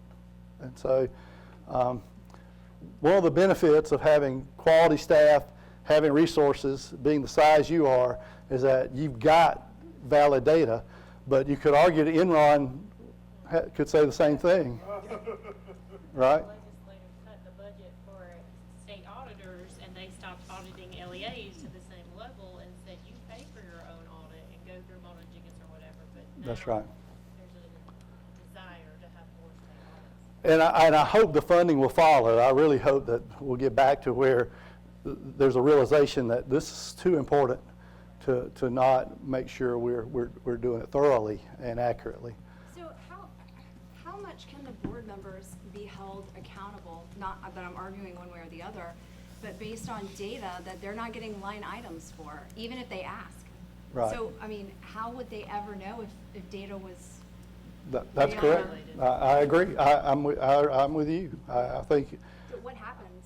Well, the worst thing that's going to happen is you're going to get removed. Right. Yeah. So, that's the worst thing. I don't think there's going to be any liability that would be associated. None of these bills present any liability on your part or our board members' part. So, but again, the stigma of being removed, from a board at a district, I think has some real weight there. So, that's always a concern too. So, I don't know. The financial mismanagement, like I said, are not defined. 20-2-101 basically says that at any time a local school system is designated as a high-risk local school system by the Department of Audits, the local school superintendent's contract of employment shall not be extended for a term which exceeds 12 months. Any such term which exceeds 12 months shall be void. I interpret that to say any renewals or extensions of the current contract cannot exceed 12 months, not that the current contract is going to be reduced to 12 months. That's the way I read that. I'll defer to the attorney again. And We want to infer that it's a constitutional statute, right? That's correct. That's what we say about every bill, don't we? So all contracts entered into after July 1 of this year shall include specific language that says basically that if mismanagement occurs, the superintendent is in default of his or her contract. that scares me. I'll be honest with you, that really scares me. So I don't know, I don't know if this bill is going to make it or if it's going to be refined. And then advances like what Dublin City is getting cannot exceed 50% of their total state allotments, which that doesn't make, that one doesn't bother me at all. I don't think they should be advancing money. Dublin City was 5 months behind on their state health benefit plan payments. So they were withholding money from people's checks. They were not paying, not only they weren't paying what the employee was paying, but they weren't paying their part as the employer part for 5 months, okay? I'm talking to somebody at DOE and I'm saying there's an easy solution to that. If I'm working for state health, as soon as they get more than a month behind, I'm going to send a cancellation notice to everybody who's covered in that district. And I promise within 24 hours that bill would have gotten paid. Because you think about the superintendent along with everybody else in that district receiving an email saying, hey, your health insurance has been canceled for not payment. I promise you that would have been paid. So that issue should be a non-issue, but they're not the only district who's behind on their payments with state health. There are a handful of districts, as we said earlier, there's 7 districts who are in deficit financing. So there are some other districts who are behind. So be thankful. That's what I said. You came here wondering what you're going to learn today. The first thing to learn is to be thankful, because you got a lot going for you. Don't worry, we were paying extra, so. Well, I guess that's better than underpayment, right? So you don't usually get penalized for overpayments, just for underpayments. So. And part of the problem is state health. If you talk to your back office folks, they'll tell you state health may be the worst run agency of the state. Again, Steve's opinion, but I mean seriously, would you agree? Yeah. She's not gonna say it out loud, but she's like, yeah, man, that's right. So we talked about all this. I really want to just go ahead and get to. Well, I did want to, let me get back up. There are some questions that I think you should be asking pretty regularly, and that is, number one, are there any major payables who are not on the open payables list? Because that would have caught state health, right, immediately. And any contractual payments, any TRS, state health, any of those that are not on the open payables list, because you're supposed to get an open payables list every month, right? That's part of your financial package. Are there any cash or investment accounts that are more than 60 days behind in being reconciled? Dublin City was 3 years behind on reconciling bank statements. That cannot happen. If you don't know how much cash you got, how do you run a business like that, right?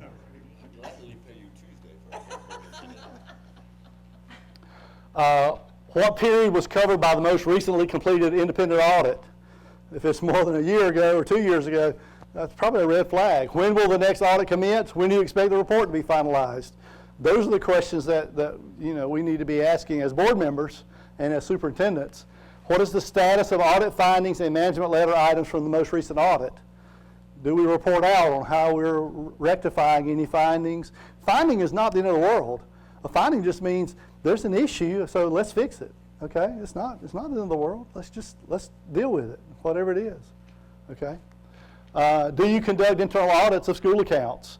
How often? Do you feel comfortable that cash is properly accounted for? Are all payments to employees, including working athletic events, gates and functions, run through payroll, except de minimis gifts like a $5 gift card or $10 gift card? I mean, are all those run through payroll? Because in the old days, we would just take the gate receipts and pay that employee out of the gate receipts and then pay the officials out of. Those days are gone. We should be cutting checks and including in, an employee should not get a 1099 and a W-2 unless they were a W-2, a 1099 employee early in the year and became a full-time employee and became a W-2 employee. That's the only reason they should ever get a 1099 and a W-2. They should everything needs to run through payroll, okay? Because you don't want to open yourself up to a lawsuit later for underreporting Social Security payments. Or an IRS audit, very good. On that note, can you ask TRS to loosen its rules about rehiring retired staff people? Well, the good news is there's a bill that was passed this year that would basically, it's no longer going to be a RESA-wide decision, it's going to be a school-level decision. So whatever your needs are, it's what you can then rehire. So I'm with you. Ask the governor to sign that, please. Let me call him. You got the red phone? Thank you. I'm with you. That is an important piece of legislation. This is probably an open-ended question for a finance director. Are sufficient internal controls in place to minimize the risk of misappropriation of funds and assets? Because you can never have enough internal controls in place. There's always going to be a weak spot here or there. And the auditors, frankly, will tell you in their opinion, we do not audit internal controls. If we find something as we're auditing, we'll let you know. But we're not auditing internal controls. So it's up to us, it's incumbent upon us as leaders to make sure that we have proper internal controls. What does that mean? That means that I don't reconcile my own bank account and write checks and make deposits. That if I'm going to make the deposits and write the checks, somebody else is reconciling that account. Okay, that's separation of duties to make sure there's some internal controls there, some checks and balances. Okay, I always like to ask finance people, if money were no object, what additional controls would you put in place? Because it may be important to go ahead and put those in place, and it may be worthwhile. Do you feel the board, the superintendent, and the public understand that a budget is the best guess utilizing the information you have at the time, and the actual amounts will differ? Okay, you're all about to enter that process this afternoon. What are you doing? You're using the best information you have at the time to create a budget. So throughout the year, you're either going to identify amendments that need to be made to that budget, or you're going to explain variances. That's just part of the budgeting process. It's a guiding document that just kind of, based upon best guess. I've had board members who have tried to hold the superintendent or finance director their feet to the fire and say, well, you budgeted this number and it didn't come in at that. And I'm like, well, yeah, that's the best information we had at the time. You don't know what your next year's allotment is going to be yet. The governor hadn't signed the bill, the budget bill for FY27, so until he signs it, we don't get allotments. So everything we're doing is based upon best guess. It's based upon the best estimates that we have. Okay? Everybody with me? This means yes. Okay, good. All right, so let's talk about, I'm going to quickly run through how local funding and state funding work. Oh, yes, ma'am. Yeah, I'm just wondering how well prepared superintendents are. Usually when you think of a superintendent, you're thinking about someone really running the instructional program, personnel and all. You don't They were a think teacher about one day, right? this, So this they- heavy responsibility towards the financial package. So I'm just wondering if colleges and universities are really including that They're not. as part of their in-depth learning. I will say the Georgia School Superintendent Association offers a planning, funding, and budgeting workshop, or institute is what they call it. And it's basically a day and a half, 3 consecutive months, which basically is equivalent to a semester of information that really gets into the weeds for superintendents and finance directors, taught by former superintendents and finance directors about this in a lot more detail. And I taught that workshop for 4 years. A guy named Doug Eza, who was the guru prior to my coming along, I give him credit for what I know, because he was the expert. And so we've got some experts who are providing that information. But you're right, they're not getting it. When they walk in the door, they don't have that expertise. They really don't. Very few. I think there were 3 of us in the state out of 180 superintendents who had MBAs. Just because I happened to have that experience and went through that unusual route to the superintendency. That's just not, I mean, they've got education degrees, and they don't have financial backgrounds. And so you're right. That is, it's incumbent upon the board and the superintendent. The board, first of all, understanding the superintendent needs some additional training, and to allow them time to go get that training. And to hire the best person possible to be that financial officer. Absolutely. To take some of that load away. Absolutely. Absolutely. Yes. And we've also talked about that need for our principals, right? Yes. And we've, because we talked about the They have importance of the budgets. school level budgeting. So correct. I don't know, as we're thinking about our continuing education for even APs and principals. I think it's another thing to. Well, and I'm going to show you, even one of the roles of that principal is scheduling that building. Well, the way that building is scheduled and the way students are coded can impact funding. You know, so there's some real impacts there. So we'll fly through these pretty quickly. I don't know why I just locked up. I just saw that thing blink and I don't know what happened. Well, it's saying my battery's running low, so.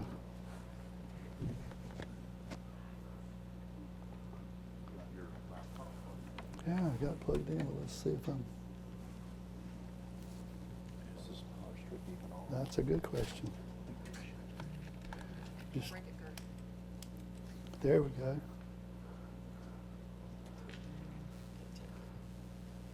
Well, I'm still showing no. Yeah, that's weird. His laptop got power, but it's plugged in. It's not that. Yeah, that's what it looks like. Who's the charge here? This here is showing on. You gotta be plugged into that main one. Yep. Is that power now? Nope. Yes. Yep. Oh, now we do. Thank you. Plugged into the main one. It's master. You're the man. All right. Give Kurt credit. All right, so we'll talk about local funding quickly. When we say ad valorem, obviously that means at value. That's what ad valorem means. And so property in Georgia is taxed at 40% of the assessed value. So the taxable value is 40% of the assessed value. And a mill means 1/1000th. So I'm not telling you anything you don't already know. So I'm going to just quickly run through this. So a $150,000 home has a $60,000 taxable value. Okay, so 40% of the $150,000. And so if the millage rate is 16.6, then the taxes for that particular house is going to be 16.6 times 60, or $996. Doesn't matter if that home is in Chatham County or Glenn County or Gwinnett County. If that's the millage rate and that's the taxable value or the appraised value of that home, that's what the millage, the amount of school tax is going to be. So when we have a $200,000 home, it's $328. What I find, or $1,328, I find a lot of people get upset when they just hear tax increase, and they have no idea how much theirs is going to increase. They just hear tax increase and they get really upset about it. So that's just typical. People don't like to pay taxes. When we have an increase of 20%, that still could be only, in this case, about $13 a month. And so, when we have hearings in Wilcox or Bleckley County, we would always bring in Sarah McLaughlin, and say, it's for the children. We didn't really do that. No, we didn't do that. But obviously, we have to advertise for tax hearings. And if you're going to have an increase, and an increase is not necessarily more money. You can have less money and still have to advertise the tax increase, because you use this form here called, and this is Telfair's, not yours, but as long as there's money in that second column called reassessment, if that's a positive number, you're going to have to either roll back or have hearings. That's just the way the math works.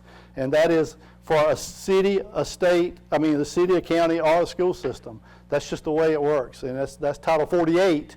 Title 20 relates to education. Title 48 relates to taxation and levying.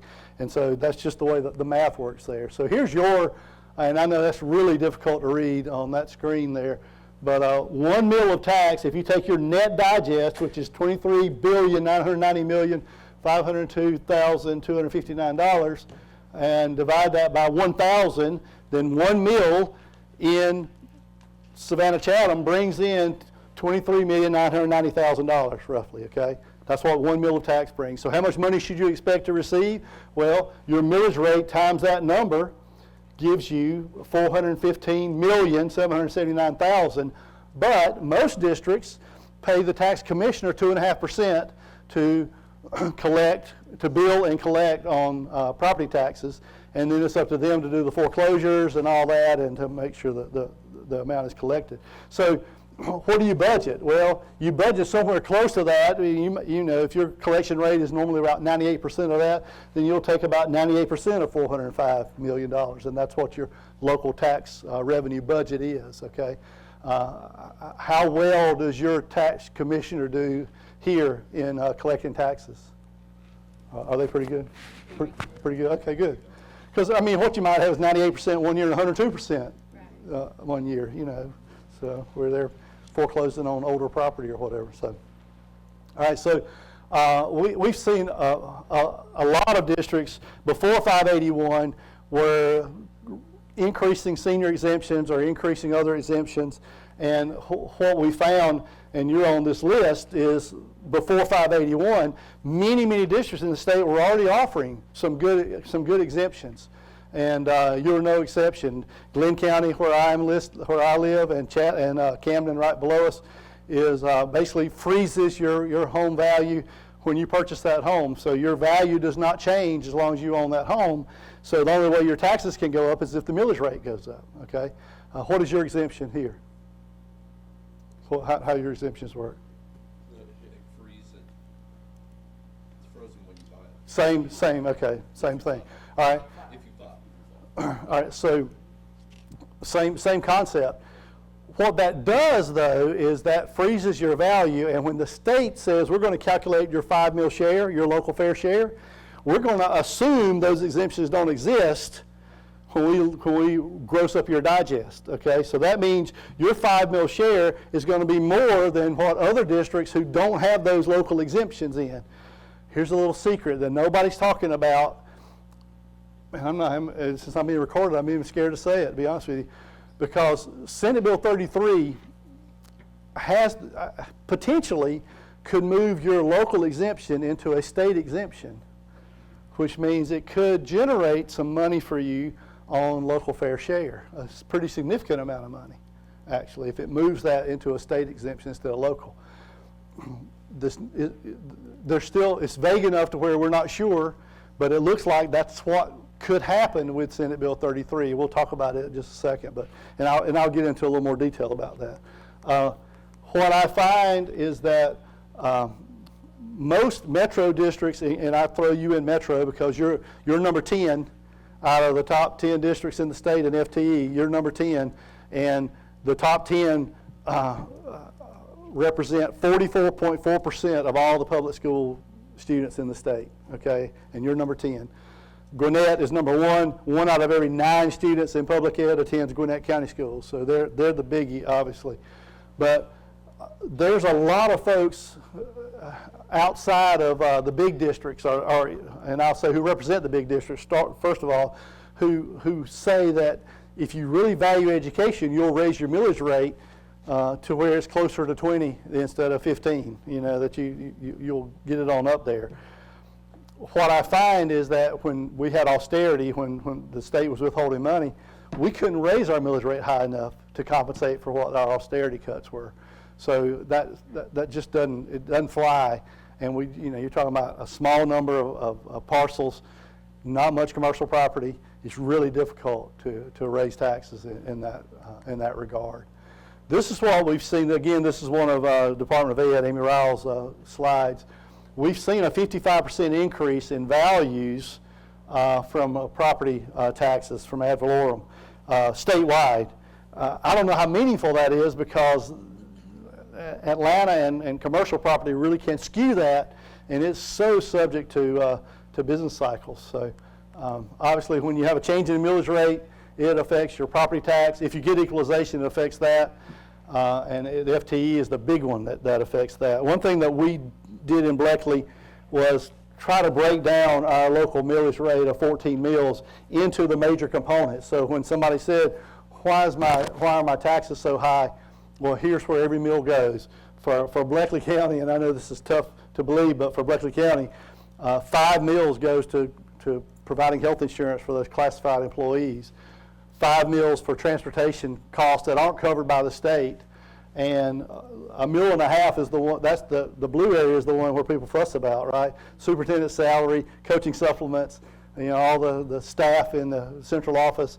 That's what they fuss about, and, you know, for Bleckley, that's less than $1.5 million. So, you know, I'm not trying to create work for your non-existent finance director or your folks over here, but I think it is valuable information for your public to be able to see something like that. Now, for you guys, you know, your health insurance is less than 2 meals, but still, that's 2 meals. Okay, so it's nothing to sneeze at. So, when a deed is recorded, there's a little bit of a tax that's associated with that. You get a small cut of that. If there's a mortgage associated with that, when that lien is filed with the county, there's a fee associated with that intangible, that mortgage, then you get a little cut of that too.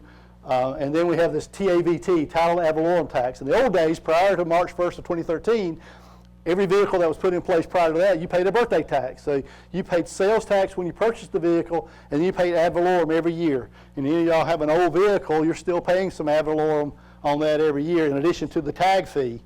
But any vehicle put in place since March 1st of 2013, you only pay a one-time title ad valorem tax, and you pay it up front. So you pay an all your ad valorem tax up front, but no more sales tax. So we lost that sales tax forever, but now we get the ad valorem tax up front in a title ad valorem tax, okay, 7%. The good news is it follows the buyer. If you go buy that vehicle in Atlanta, then that tax will come back to your locale. If you buy a vehicle out of state, when you title that vehicle here, you're going to have to pay that when you get that tag here, okay? So it does stay here locally. The good news is you get a higher percentage than the city and the county, who are now combined, I know, here. So you get a higher percentage than they do. And that law changed a few years ago to give you a higher cut. For you guys, you're getting about $1.85 million per month in TAVT. For FY24, that was $22 million. So it's not on your digest. It's a separate check that comes from your tax commissioner. Okay, so it's pretty significant. Everybody with me on that? All right, let's talk about SPLOST. When I look at your SPLOST collections, I just grabbed August. I just said, let's see what August brings in over the past 6 years for you guys, or 7 years actually. And you've seen a 53% increase from August of 19 to August of 25. Why in the world have you seen such a big increase in eSPLOST collections? Because everybody comes here. All right, that's good. You got Everybody. folks that are coming here. Higher rates too. Higher rate, well, when fuel goes up, your sales taxes go up, obviously, but higher. Hotel and entertainment rates are going way up too. That's true. Let me ask you another question. How many of you are getting something from Amazon this week? Because now the state taxes online sales. Any business that generates more than $100,000 in online revenue must collect and remit the sales taxes, and it follows the buyer, okay? So those sales taxes come back here. Small rural districts, I used to put it in press releases. I put it in my Friday emails to tell folks, look, if you can't buy it locally, do not go across county lines and buy it online. You know, if that retailer can't get it for you, buy it online, because that way we get the sales tax. Okay, so it sounds small, but it's meaningful in a little district, trust me. All right, so what can you spend the money on from your eSPLOST? What can it be spent on? Capital expenses. The B's: buildings, buses, books, bonds, and bits and bytes. I couldn't figure out a word for technology, so I used bits and bytes. So that's all it can be spent on, okay? And your referendum has to identify what you're going to spend it on, right? So it can't be spent on anything else. If you're going to issue bonds, then you've got to make sure that referendum indicates that you're going to issue some bonds, all right? So, and I said people use that term interchangeably. There are 10 districts who, in the 1980s, early 80s, passed what's called an ELOST by a constitutional amendment. And it was 8 counties, and it includes a couple of city districts. And the number in parentheses is where their millage rate ranks lowest to highest. So the lowest is Towns County, and then you get up to Tryon Cities, number 2, you know, Colquitt 7, Pelham Cities 8, Ravens 5. So these districts have an extra penny, and they can use that penny on anything. Okay, they can use it. So when I have these people in workshops, I like to pick on the folks from Houston and Colquitt. Houston was right next to me, and so they paid a starting teacher $10,000 more than I was able to pay them because they had that extra penny. Yeah. So now you know why I would tell them, don't go next door to Warner Robins and buy something, get it online, you know, because we need the sales tax. So it's a great benefit for somebody with a doctorate and 15 years experience. It's $20,000. Well, that's $1,000 a month for life in your retirement if you finish your career in a district like that. So, you know, it's a big deal. I'm trying to compete with that. It makes it a challenge, really. So I don't want these people to lose this penny. I just want us all to have it, you know, because imagine what we could do if we had that extra penny that we could use for operations. Man, I joke with them and say, they're the ones with the Teslas and the red soled shoes, what are those, Jimmy Choo or whatever that is, or Prada, whatever those are. I don't know. You know, that's what I pick on them and say, those are the ones out there with the real expensive vehicles. But, so we actually, I started this, I guess I'm Don Quixote of ELOST. I was been trying ever since I became a superintendent to get this bill passed. We had a bill that didn't pass because, or didn't make it out of, it got 2 readings, but it didn't make it because of Dawson. Do y'all know what's in Dawsonville? Besides Dawsonville from Dawsonville and Chase, there's a big Tanger outlet up there, right? And so in Dawson County up there, they have all brand new buildings, buses, bonds, or they don't need any bonds, and books and all technology. And their SPLOST account is growing and growing and growing, and they can't spend it on anything. So they had a bill that they had drafted that they wanted basically to allow them to use half their SPLOST money for operations. And we were saying, well, we want to have an extra penny for operations. And so now we're saying, let's just have a referendum, let the local voters decide.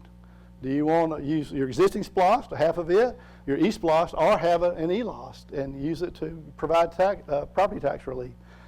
Again, we've not gotten anywhere.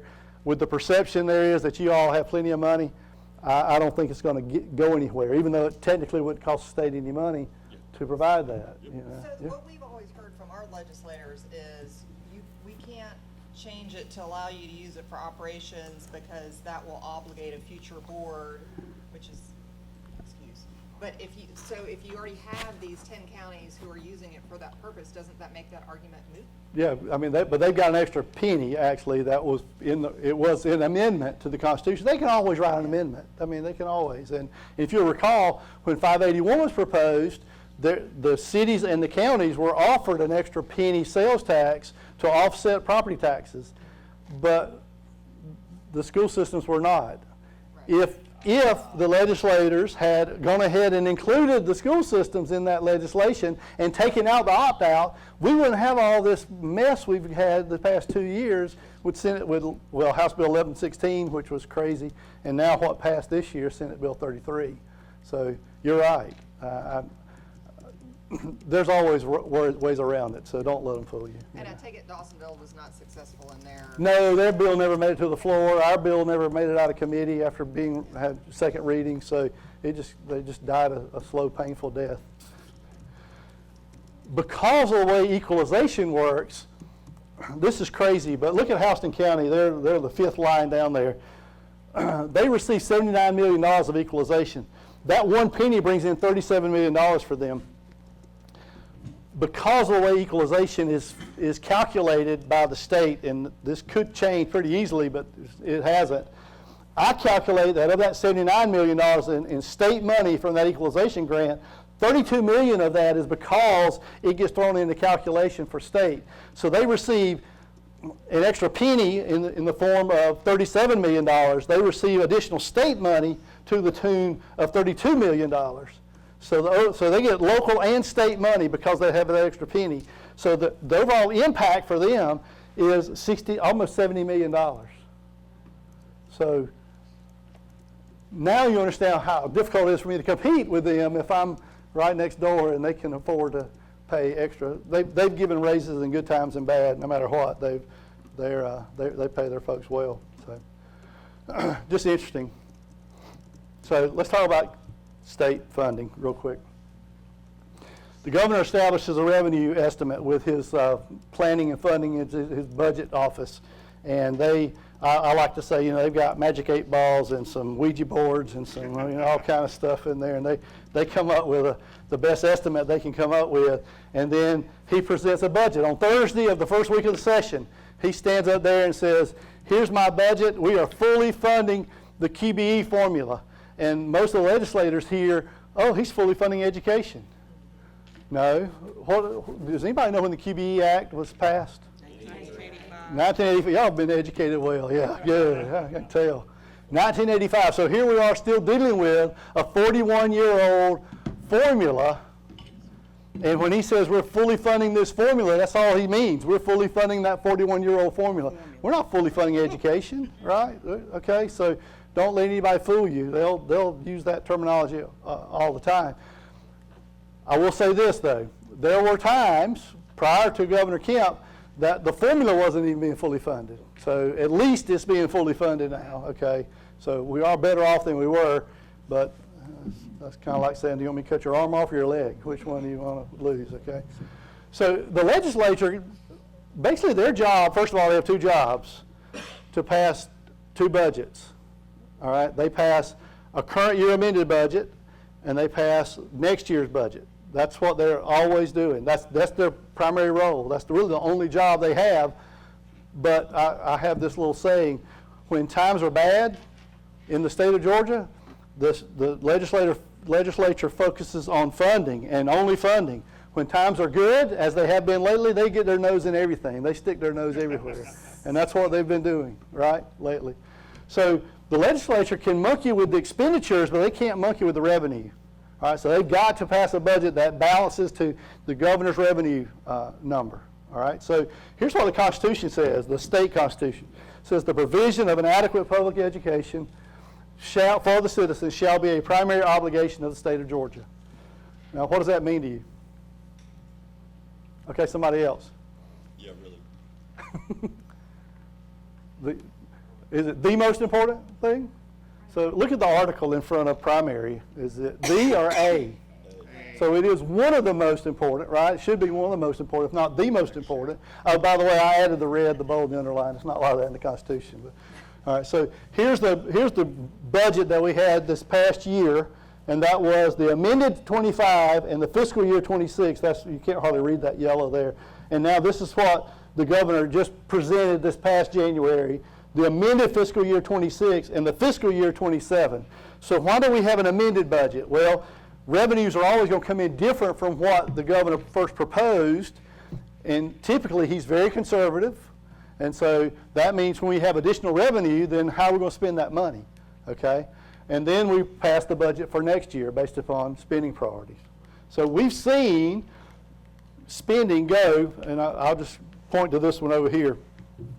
54% of the budget relates to education. All right, 37% for K-12. Does anybody know what other education might be? College, higher ed, that's right. So Technical College System of Georgia, University System of Georgia, and pre-K, which is DECAL, okay, Department of Early Care and Learning, or right from the start. So 54% of the budget is education related. So is it a primary obligation? Yeah, I mean, more than half the budget's going to education, and the legislators will remind you, we're giving you all the biggest piece of the pie, right? They say that all the time, and that's true. Still got a surplus. I'm getting to that. All right, so the state budget has increased from $25 billion, right at $26 billion, to $38.5, and K-12 funding's increased pretty much proportionally. So the pie has gotten bigger, and our slice has been proportional. It's gotten bigger with the entire pie. But where have the increases gone for us? Where's our funding increases really occurred? We talked about it earlier. Salaries, right? Salaries and health insurance. I mean, that's really it. And the cost of TRS, because the state pays health insurance costs for certified staff by and large, and pays the TRS costs for certified staff by and large. And I put a little caveat there because it's not everybody, but most folks.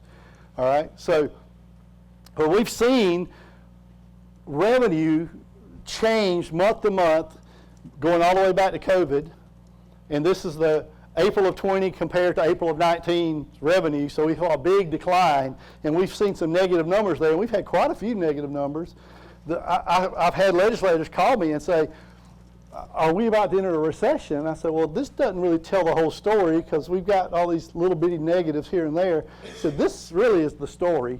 And my wife doesn't get hysterical, she gets historical. So I'm going to get historical on you. She remembers everything I've ever done that's bad, all right? So, and there's plenty of them.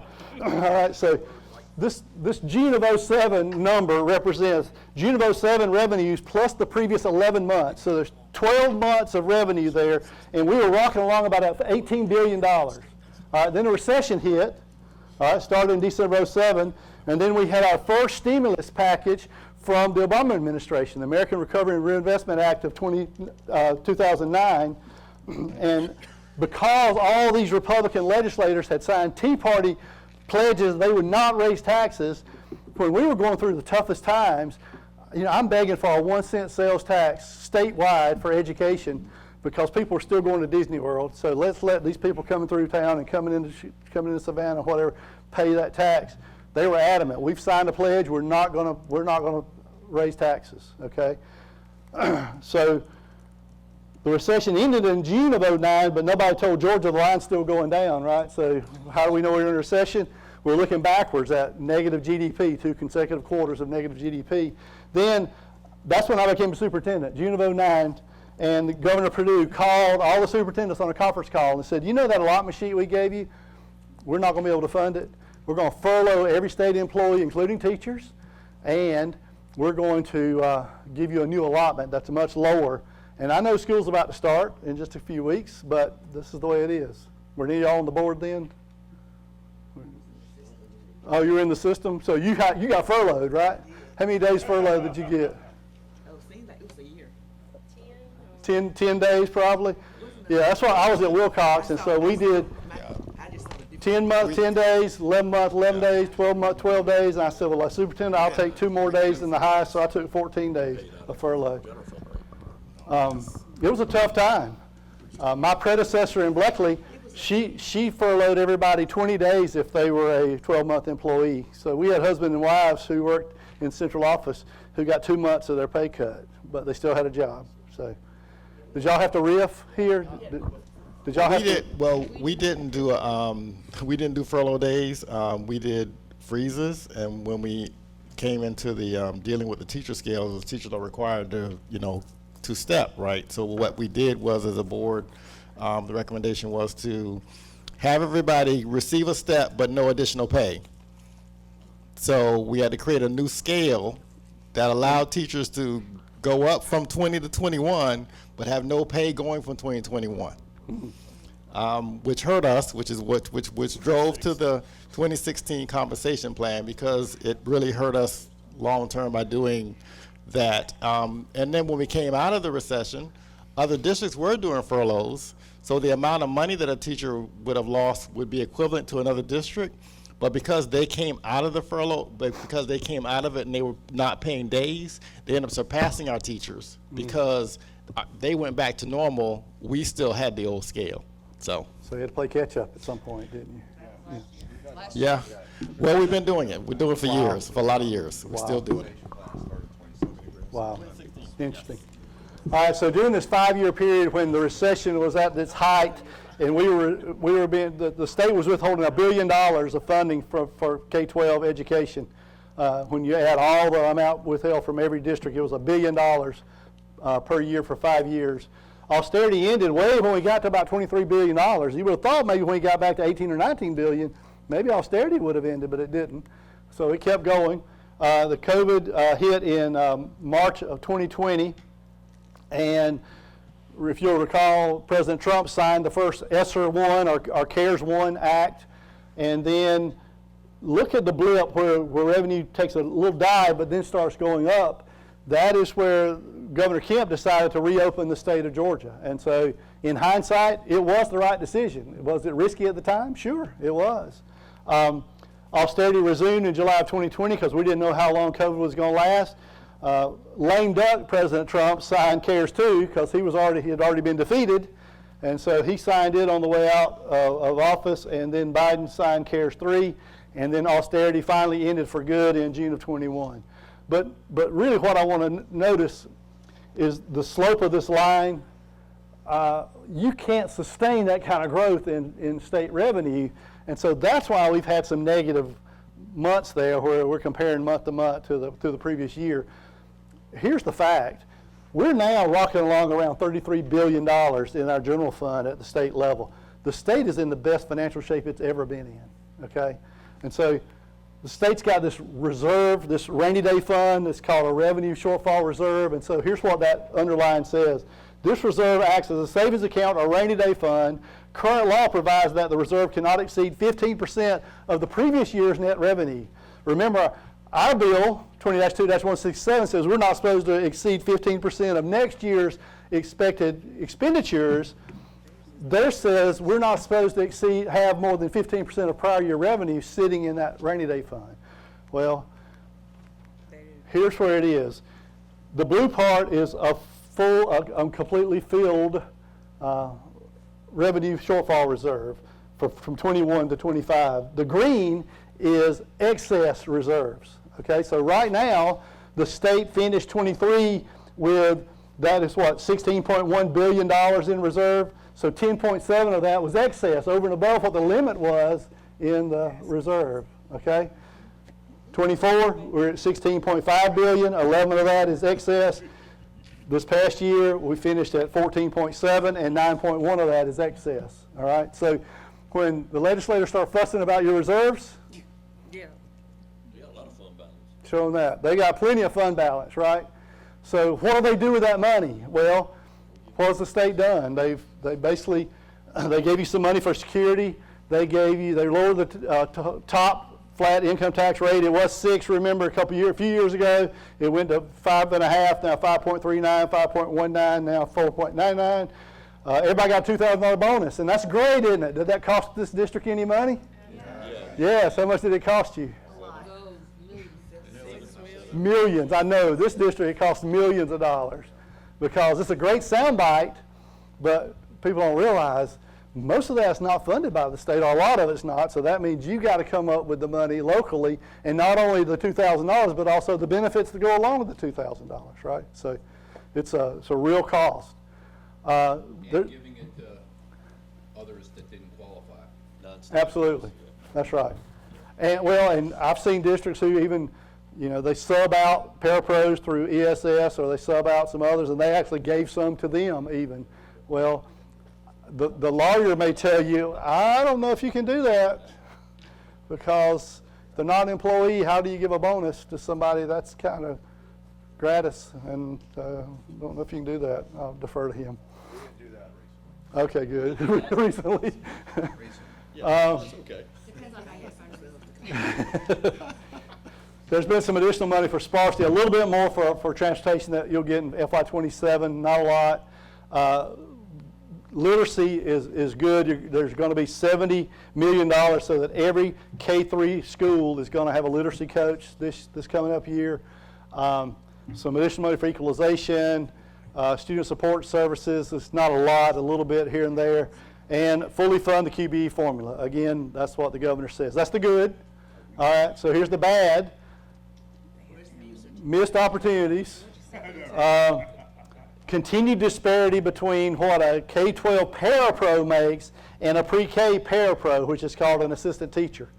Because they use different terminology, there's this perception they have different jobs, and they don't. But their pay scale is much higher in pre-K than it is in K-12. So what do you do as a district? Do y'all make up the difference, or do you cut the pre-K and get a waiver from DECAL? Because that's what some districts do. What do y'all do? Y'all okay, so y'all bring up the K-12 to equal the pre-K. Okay, good. I see a lot of districts do that. But again, it's a local cost plus TRS on top of that, the percent on top of that, right? So, the state was on the right track with a poverty allotment this year, FY26. It was only a pilot program, $15 million, but they removed it completely. And we won't get into the details of that, but I've been pushing for that for years and have found a way to fund it, but still wouldn't do it. Did increase the number of personal days for your staff from 3 to 5. Didn't increase the total number of days they get, just lets them use 5 now instead of 3. Is that good or bad? Good, but it's It depends, right? It depends.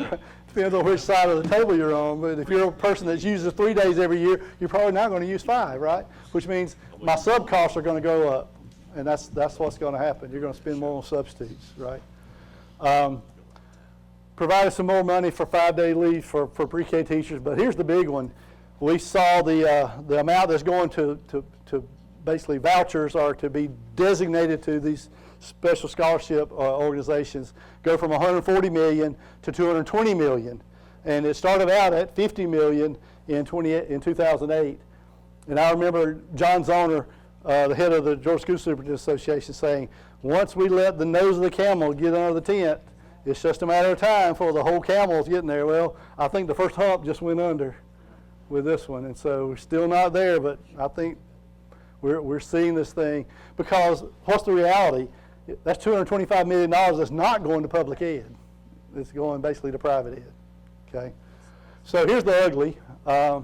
No relief from state health, despite having the reserves to do that. They could put $2 billion from that excess, that green bar we were showing. If they put that in claim reserves, we wouldn't have these increases in state health. $2 billion.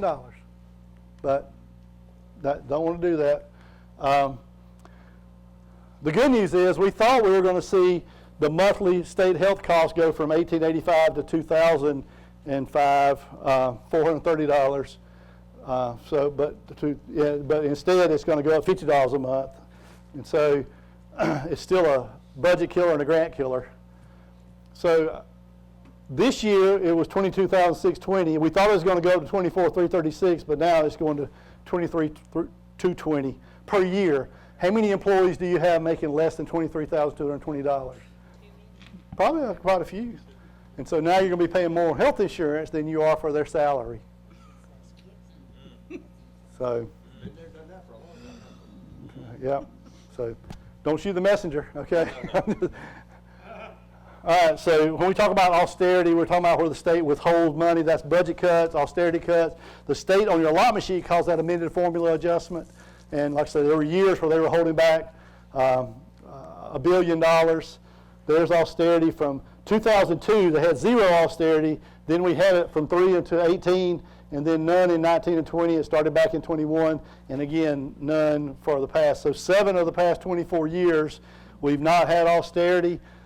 Thankfully, 7 of the last 8 have been recent years, and so it's going to be 8 of 9 when we add 27 of that, which is great. Kudos to Governor Kemp for pushing to fully fund the QBE formula, and we're thankful for that, okay?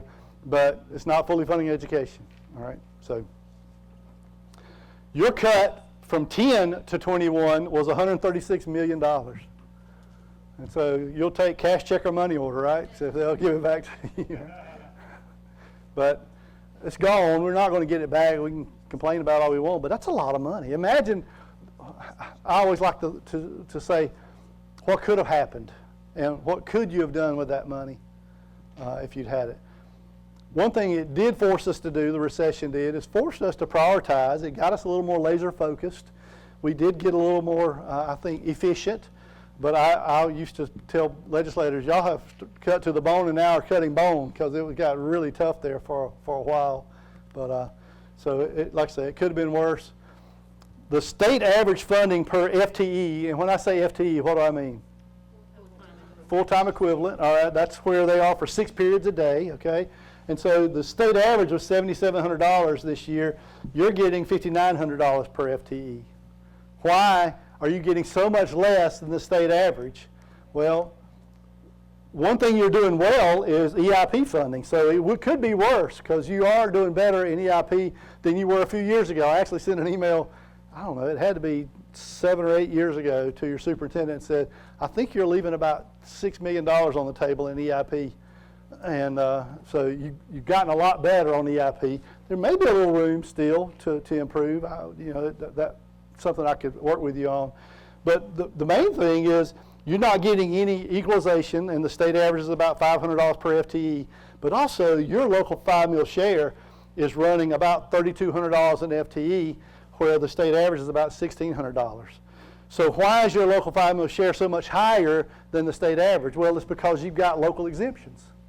And that's why I said Senate Bill 33, if it moves those to the state, could really be a boon for you guys if they accidentally do that. I don't know if that's going to happen or not. We'll have to wait and see. They won't do it intentionally, I can assure you. All right, so when I look at your health insurance cost, I calculated you had about 2,304 maybe classified employees who are participating in state health as of last year. So I just kind of imputed that for 26 and 27. So you're spending about 2.2 mils. It's going to go to about 2.27 mils. And so even though it's not a big number, you take $50 a month times 12 months times that number, that's still about $1.4 million in additional cost you're going to spend in state health next year just on classified employees, okay? So that's still, I thought with an election year we would not see an increase. I was wrong. I've been wrong many times, so. A quick question, Yes. back to the salaries. Yeah. Was there at some point in the session legislation pending that would address the gap between pre-K teachers and K-12 teachers? No. I'm making that up. No. So that still exists? It still exists. You know, they did it for the teachers, they fixed it, but not the parapros, I'm sorry. So They did fix the teachers this year, that's right. That's So what the I thought. teachers, yeah. They did fix the teachers, yeah. I don't think we knew that they fixed it this year. Well, I Yeah. knew that it was pending, but I wasn't sure if it actually. Yeah, it passed, so your teachers are on the same scale at pre-K and at That'll K-12 save now. us, how much Yeah. will that save us? Yeah, That'll save us some, yeah. That's something. at least $1 million. Yeah, Save us $1 million. I mean, that's a good start. Yeah, you're right. Thank you for bringing that up. All right, so QBE, I'm not going to get into a lot of details. We just basically, you know, funding is driven by not feet, but FTE. So how many people do you have in the building, and where are they for 6 periods a day? And so we saw you max out in about 2017 with right at 37,000 FTEs, and obviously it's come down. Now I'm showing the same thing for 26 and 27 because that's your midterm number, and your midterm number on your allotment is the same as your beginning number of the next year. All right, so that's how many FTEs you'll have on your allotment sheet for FY27 when we get that initial allotment, 34,867. So we saw just a little decline. But it picked up in 25 and then just came down a little bit in 26 for your midterm number. So I'm seeing that happen in a lot of districts, by the way. The state basically, because of the number of students needed in a teacher-student ratio in terms of what's needed to earn a teacher, and for a high school class, when this bill was written in 85 or 84 when it was drafted, it was decided that a high school student was the cheapest student to educate. So it became ground zero, and everything else is based upon that. So with the current funding level of $3,244 per student in base funding, and then when I go to a kindergarten and I only need 15 students to earn a teacher, then that creates a weight of 1.692. So in other words, I get 69% more funding for kindergarten than I do for high school. Does that make sense? All right, so to complicate matters, we throw in what's called a T&E modifier. So you earn training and experience on every certified person, okay, in your district. So when I add in some indirect costs and your training and experience, then this is what the funding amounts are for each of your programs, all right? So the reason EIP is so important, what does EIP stand for? Early intervention program. They're not special ed. Those are kids who are just behind. And we can use 2 identifiers to determine that they are behind. And if we can justify that, then we can actually serve them, code them as EIP for whatever section they're receiving additional service, and receive some extra funding. For kindergarten, we receive about 30% more funding. For grades 1 through 3, it's about 49%, and 94% for grades 4 and 5. So it doesn't matter what your numbers are on actual dollars, those percentages hold pretty true for every district in the state. So it's incumbent upon us to identify kids and to make sure that we code them properly, because that's what I find in a lot of districts is that they're being coded by the lowest paid clerk in the building.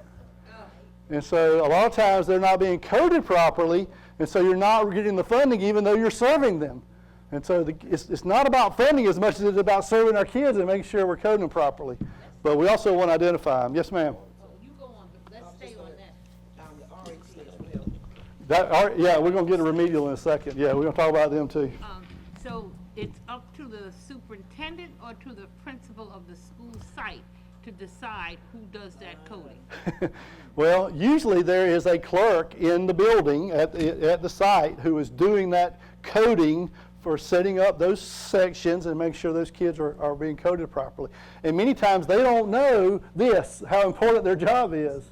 They And don't. how would a clerk know which kids? That comes from the teacher to the clerk? It does. It comes from the teacher who was identifying, and it's usually a team effort, is identifying those kids that are behind. And again, we need to have two measures to identify them to qualify for EIP. And then there's some limitations. There should be somebody at the district office kind of running that show. I assume you've got somebody maybe in curriculum that is kind of overseeing that. Derek, it's probably, it's coming out of Derek's department and maybe It- Being shared through academics and Yeah. technology. and That's HR, typical, technology. yeah, And that's typical. technology is involved in that too. Yes, ma'am. Not enough. They're doing a 10. But sometimes there's times when the district gets involved and a particular school can earn so many positions, and then at a district decision, they disperse those positions out to other schools. Yeah, I've seen that happen too. Yes, ma'am. So when, you know, there's discussion in the community always about declining enrollment versus increased revenue.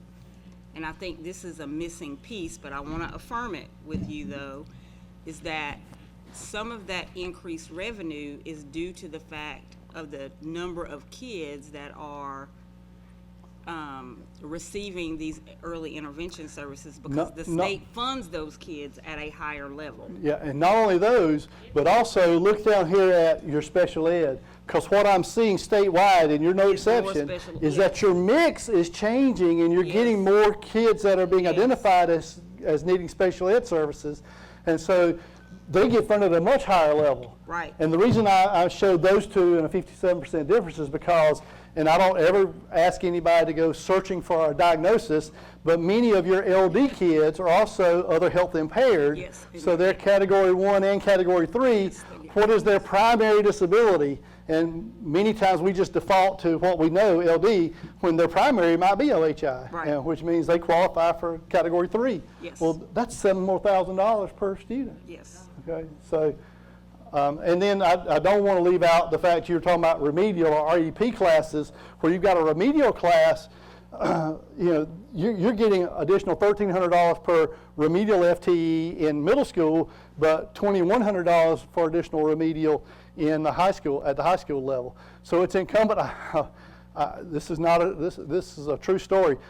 I'm having this conversation with a superintendent and his cabinet, basically, and I said, he had sent me all his FTE numbers by school, so I did an analysis for every school, and I said, I don't understand why this high school doesn't have any remedial, because you do math support, right?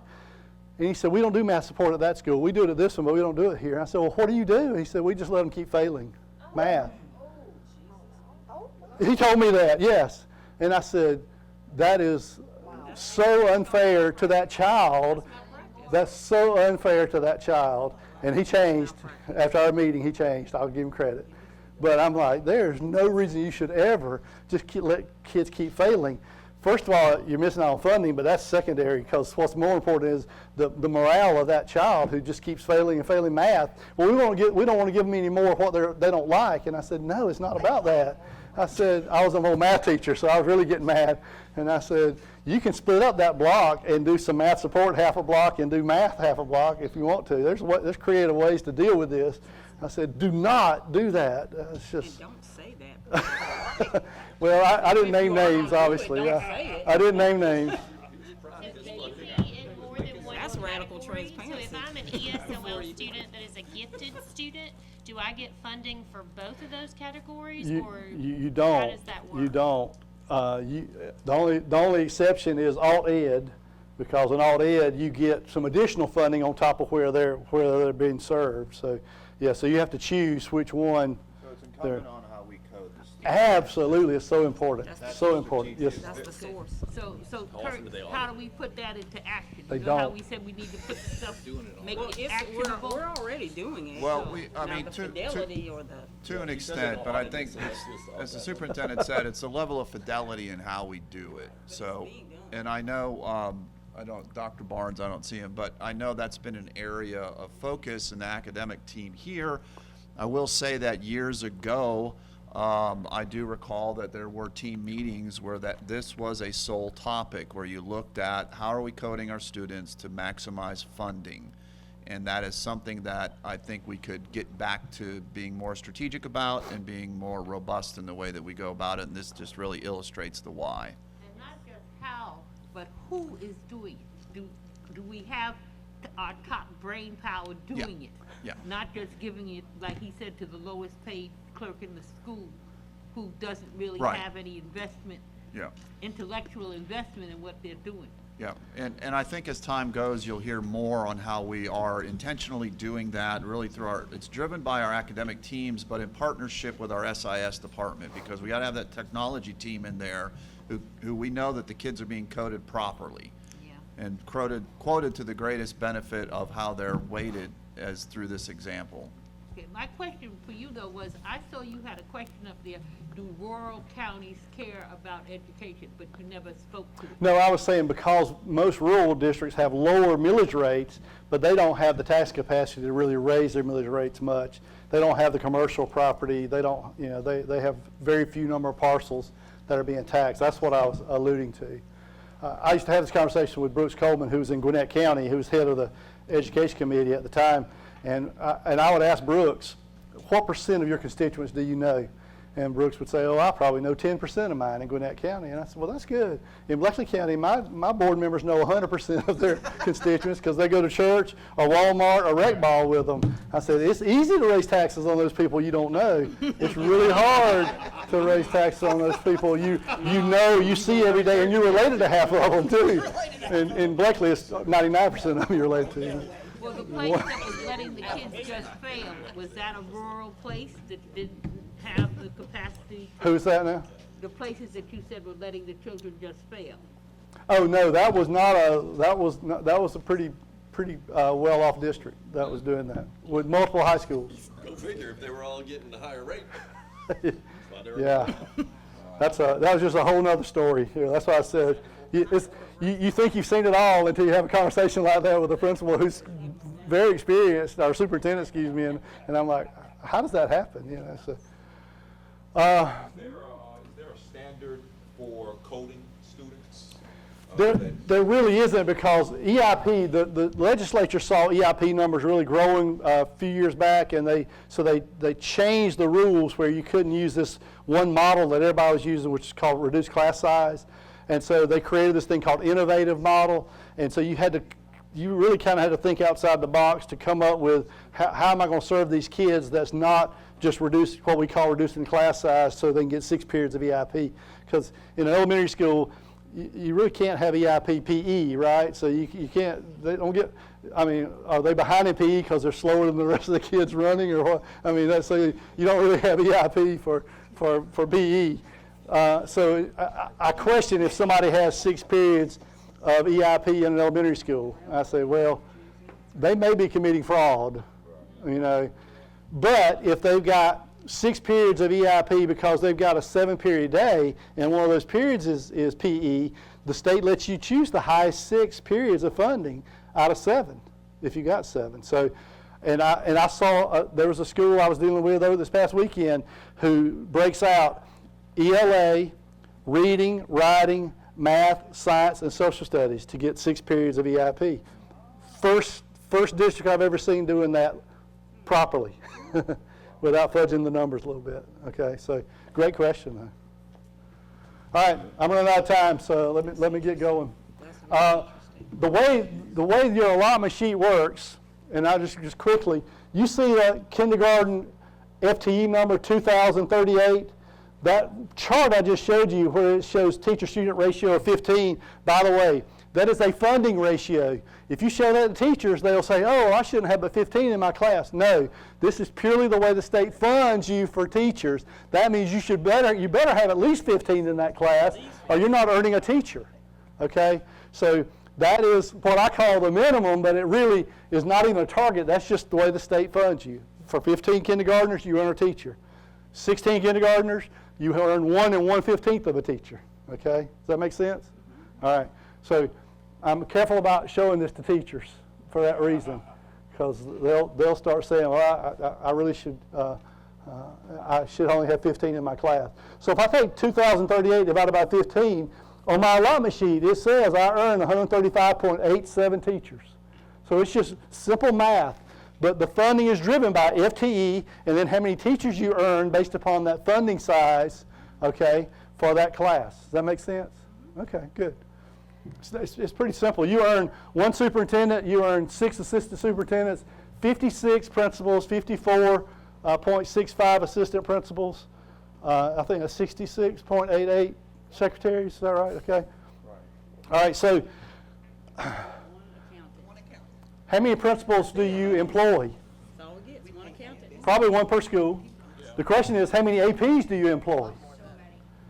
Yeah, because this is based on 1985 numbers, before we had discipline issues, when everybody came to school and behaved. That's right? not even 1 per school.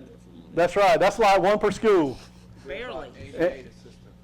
And I bet your principals are saying, I need more. You know, We just especially. gave them more last year. Yeah. We gave them more last year.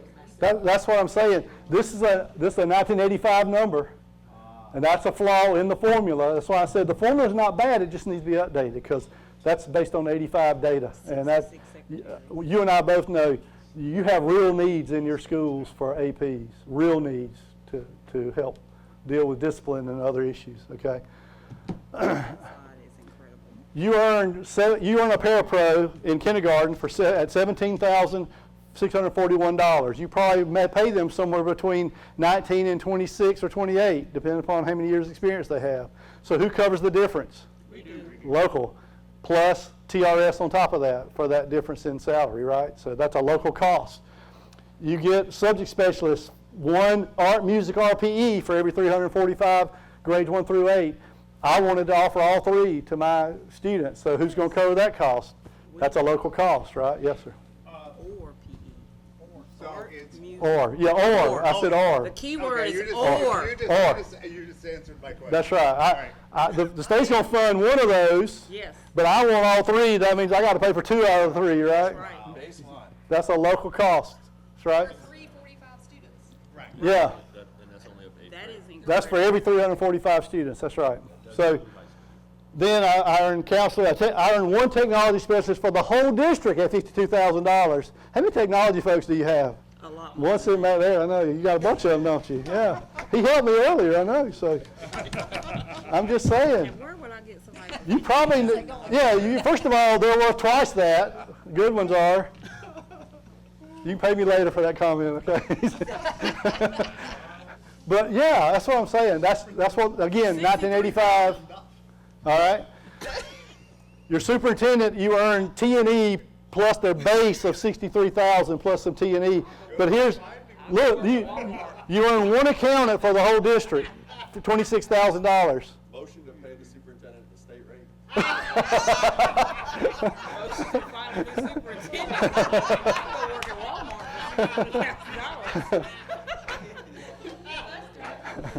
All right, you earn a school secretary at $17,452. How much you paying that school secretary? I hope at least $25, $30, because that's the first person they see when they walk in the building, and the last person they see when they leave. Your bus drivers are just as important as that school secretary, because they're the first people that a lot of your kids see, and the last person they see. They set the tone for your building. They set the tone for your kids, right? So, all right. The last 2 lines there, I just want to point out.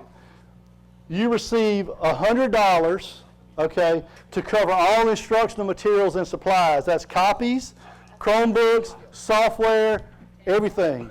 All right, $100. That's a 1985 number. Hadn't changed since '85. All right.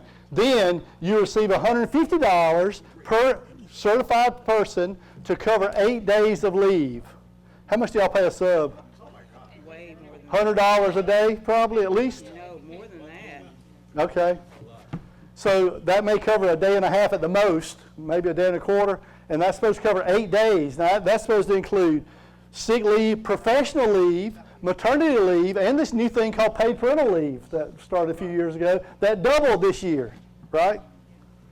6 weeks for Bubba. Why does Bubba need 6 weeks when his wife has a baby now? Now, wait a minute. Yeah. Let's be fair now. No, I'm not being a sexist. I'm being a realist. Bubba might need to take some time with his child. No. Thinking about having some more just so I can get that time. After 2 weeks, the mother is like, "Get out of here! My mother's coming. Get out of go back to work. Get out."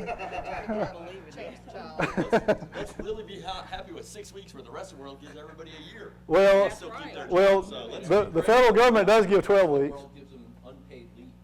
That's correct. Very rarely does. In business, you're right. Except federal government, they give 12 weeks.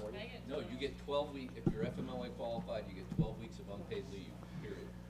Bubba might be the main parent. Well, if he is, that's fine. But he didn't birth the baby, probably, so. And technically, you should have your policy written to say that they have to take that leave within the FMLA period. Otherwise, Bubba can request every Friday afternoon off for the rest of the school year and get it. Good on Bubba. You can't take intermittent, Well, yeah, you can. not if you're, not for parental leave. Yeah, you can in the state level. You can, actually, yeah, Oh, employers will get on it. yeah. So, It doesn't have to be consecutive. this is what's concerning to me. Social workers, 1 for every 2,475 kids? Right. That's absurd. That's been in your, Yeah, I've that talked in your about that. I legislative know, priorities, It just, Yeah. No, I agree. That's a crying need. Mental health therapists, social workers, that's ridiculous. it's a crying need. Nurses, what about nurses? None. Well, None. we'll talk about nurses in a second. I can get to it. No funding for custodians, even though the state just gave you $2,000 bonus for somebody they don't even fund. But no money for custodians. No money for school bookkeepers, and every school's got one, right? No money for HR, payroll, or accounts payable, or accounting support, curriculum director. No money for your maintenance at all, maintenance now. No money for mental health therapists, board members and their training, paid parental leave, grad coaches. Now, you do receive $10 million of indirect costs, okay? That's supposed to cover all these things that we've talked about earlier. So that's on the salary and operations detail. Well, then they turn around and pull 109 million out in the 5 million share. There you go. That's right. That's right. So here's what you get for nursing. You get $835,000. How many nurses do y'all have? One in every school plus a few more. 60 so, all right. So if their overall cost for Band-Aids, benefits, and salary is what, $100,000 a year minimum for a nurse? And you've got 60, what's that, $6 million? You get $835,000, right? So, Some legislators in here for this. yeah, I've had legislators who've sat through this before and said, you need to do this for the whole legislature. And I said, I'll go for free if you'll let me go do it. I'll be glad to go do it. But they don't want to do it. They don't want to know. I talked about your local fair share. Yours is right at 4.6 mills for this year. The state average is 4.05 mills because they're only doing 81% this year. So you're way above the state average, as you already know that. But it's the cost of local exemptions. You've got a difference of about $13 million in local fair share that you could pick up if they moved your local exemptions to state. That's about $13 million you could pick up. I only want 10% of that for helping you today, okay? No, I'm teasing. Can I ask a? Yes, ma'am. Oh, well, you might be talking about there. Sales ratio, right? Well, I'm gonna ask you a dumb question. No, it's not, no such thing. What is the rationale between the less 5 mil? Well, this is a partnership. It's a partnership between the school district and the state. And so the feeling is that in this partnership, everybody's going to have some skin in the game. And so your skin is, what would 5 mills bring in your district in local taxes for you to contribute toward that? So you don't write them a check. They just only give you, they give you that 1/12 of that $206 million drops in your account at the end of each month. So they automatically reduce it by that local fair share. And maybe it's foolish to try and make sense of. And it's not based on size. It's Right. not based on the FTE. It's based purely on the mill. tax. But I'm This just is based on your trying to digest. understand the What rationale is your behind it. To me, because you want the local community to have vested interest in it. Now, we really take it to the local community, but they wanted us to have to put, like he said, skin in the game, not just accept it from the state and not have to dole out whatever we could from our own members of the community. So I understood, so QBE formula was built in 1985. The local 5 mil share was a piece of that formula. That's right. Back then, when it was originally rolled out, there was a concern that local districts would rely too heavily on state funding. So they felt to the skin in the game component that this 5 mil share would be a way to ensure that the state had funding coming back, that if districts were, they felt, relying too heavily on state funds, the state always had a backup of that 5 mil share coming in. Over the years, that kind of is morphed into other ways of explaining it, but this goes all the way back to that formula, which was one of the reasons our board had a legislative priority to say revise the QBE formula, but focus on the 5 mil share. That would be a big move in our district if that was even changed to 3.5 mils or 4 mils, you know, but right now in FY 26, 109 million went to the 5 mil share. Yeah, good point. All right, so I'm going to quickly cover equalization. I could spend 3 hours on equalization alone, but I'm going to tell you there's 3 parts to it, and here's why you don't qualify, okay? And basically, there obviously 5 meals brings in a different amount for each school district, and for you guys, $23 million times 5 is what, $115 million roughly, or 111. So 1 meal in Dade County only brings in $500,000. All right, so the thought is, we know everybody's going to have 5 meals in the game. Let's make the 6th meal per student bring in the same amount in every district. Now, it never really did that, but that was kind of the thought process behind equalization. Those districts that have really big taxing capacity, let's help those districts that really don't have much taxing capacity.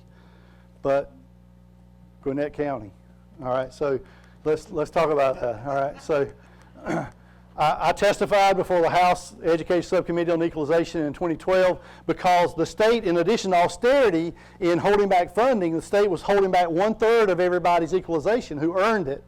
All right, and back then, 45 districts did not earn it, and that meant 135 did earn it. Okay, so the state was withholding 1/3 of their equalization. So basically, the governor said, I know the formula says we need to fund $640 million. I'm tired of getting beaten up by the AJC for holding back this money. Change the formula. So they changed the formula. All right, basically is what happened.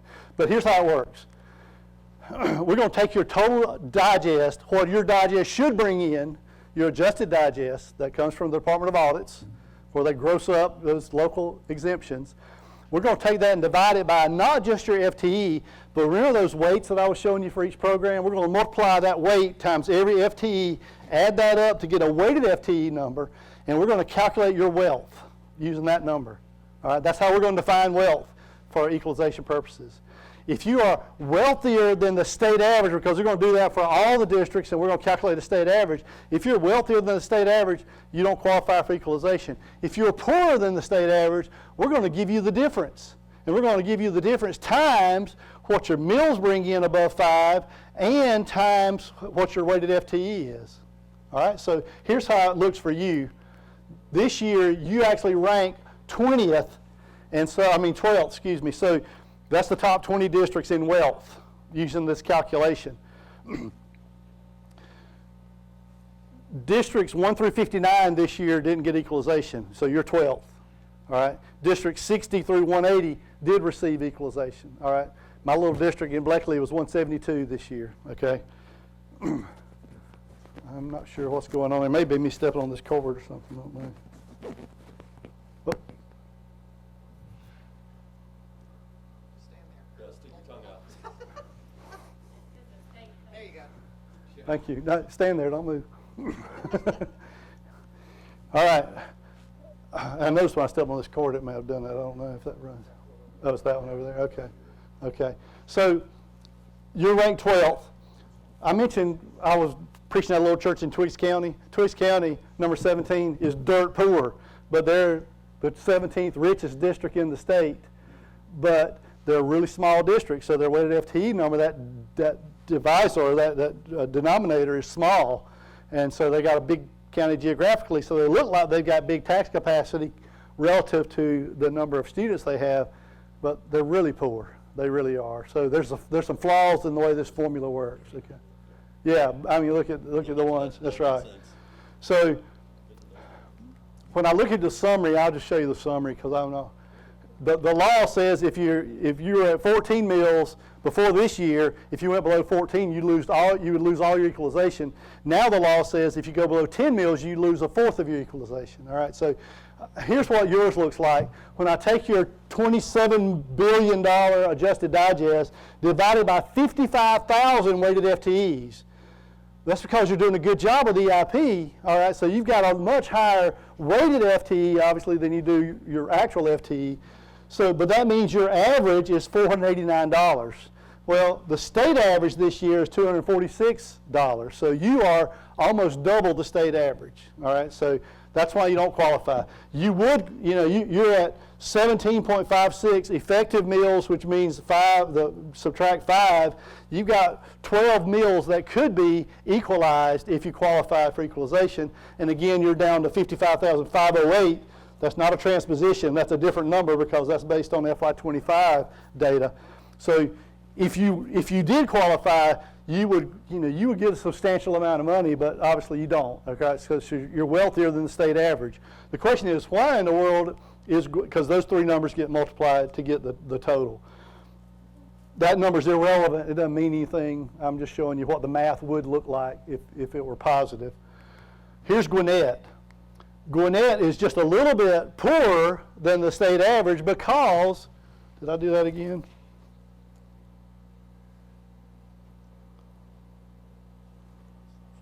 All right, I'm going to step over here. All right, Gwinnett has 290,000 weighted FTEs, about 180,000 students. All right, so they do a really good job of maximizing their funding too. They earn on 12 meals, so multiply that times the 296,000 weighted FTEs, and they get $100 million more than any other district in the state in equalization. Every district in Metro, including Savannah-Chatham, should be upset that Gwinnett gets equalization, and they are, and they should be, because there's no reason, they don't need that money. I mean, let's be honest. That was never the intent of this grant. It was to help those districts who have struggles with taxing capacity. Gwinnett doesn't have struggles with taxing capacity. All right, so here are the top 5 each year for the past 6 years, just kind of let you see who they are. Gwinnett, Houston, Muskogee, and Paulding are the usually top 5. Clayton kind of gets thrown in there. But here's everybody. Again, it's in your packet. I'm not going to go through that. But school funding is driven by FTE. Equalization is driven by weighted FTE, but also by the millage rate and by where you are at wealth compared to the state average, okay? Again, I could spend 3 hours on that. But think about your nursing. I just want to say about nursing. Let's go right here. This $835,000 that you're getting, when the state announces they're going to give a 5% raise for nurses, they're going to give you 5% of that number, not 5% of the $8 million that it's costing you or $6 million that it's costing you, okay? So what are they here? I'm getting 5% raise, right? So, but it's based on the funding number, all right? So last item I'm going to talk about is transportation. The state has gone from about 11% funding of transportation to about 25%. For you guys, I pulled this year's budget and I pulled your FY20 actual that you spent. And the state has gone from covering about 12% of your costs to this year, it looks like they're going to cover about 18% of your costs, which is tremendous. That's very significant. That's a positive. The state has increased transportation funding over the past few years, which is a good thing. Okay? It's not nearly covering your costs, though, right? It's not even coming close to covering what you spend to transport your students. That's the big one, right? And it's happening right now, yeah, because we've seen a 16% to 20% increase in diesel costs already. So All right, I've got a lot of information about employee benefits, about legislation in here that I won't really get to. I just thought it was interesting. There are 89 people who are taking TRS now who are over 100, but only 17 of them are men. So that speaks volumes about men taking care of themselves to live past 100. We just don't do it, right? So just thought you might find that interesting.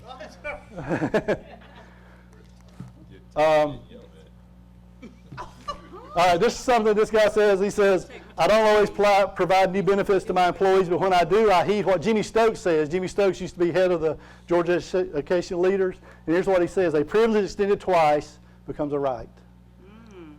Right? You gave $2,000 this year, you give $2,000 next year, what happens the next year? Where's my $2,000, right? And that applies to everything you do. I let them wear jeans this Friday, let them wear jeans the next Friday. They're just going to show up in jeans the following Friday, right? I mean, it happens, doesn't it? Because that's human nature, isn't it? So there's a lot of things that we do to provide benefits to folks. Again, I won't get into that. This is one of the most important things I can say, and y'all do a great job, I can tell just by talking to you. We've got lobbyists up at the Capitol who go for all these professional organizations. That doesn't mean anything compared to hearing from you. So you are your best advocate for public schools and for your school district. You are your best advocate. So you need to be talking to your legislators. They need to hear it from you, not just from the superintendent, not just from GSSA and GSBA and those folks. So y'all keep up the good work. There are 140 new taxpayers entering Georgia every day. The problem is they don't have kids, I don't guess, because we're seeing declining enrollment, 34,000 fewer students than we had last year. So the rest of this is just legislation, and so I won't get into all that. I did want to just show you the last slide, which is just my contact information. I've got some information. I do think there's a good chance that we're going to lose homestead property. I think there's a good chance that's going to probably happen next year. Despite what happens to Senate Bill 33, there's just been a lot of talk about that. And if they've got to give us an extra penny sales tax to cover that. And it may be more than a penny for some districts. So it's 12 o'clock, so that's all. That's my time. And I know that's thank you. I tried drinking through a fire hose. I know there's a lot of information there, but like I say, you got a copy of that. If I can ever help you with anything, listen, I'll be glad to. If the superintendent wants to call me about anything or any of this, I'll be glad to help any way I can. Okay. So thank y'all.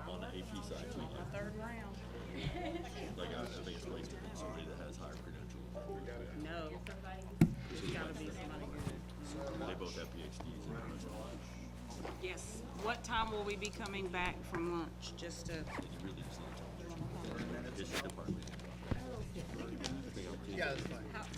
30 minutes okay for lunch for everybody, or do we need more time? No, 30 minutes.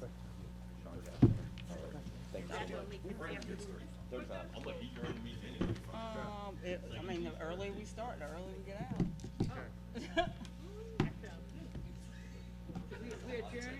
Yeah, we're done. I'm sorry. Yeah, I do.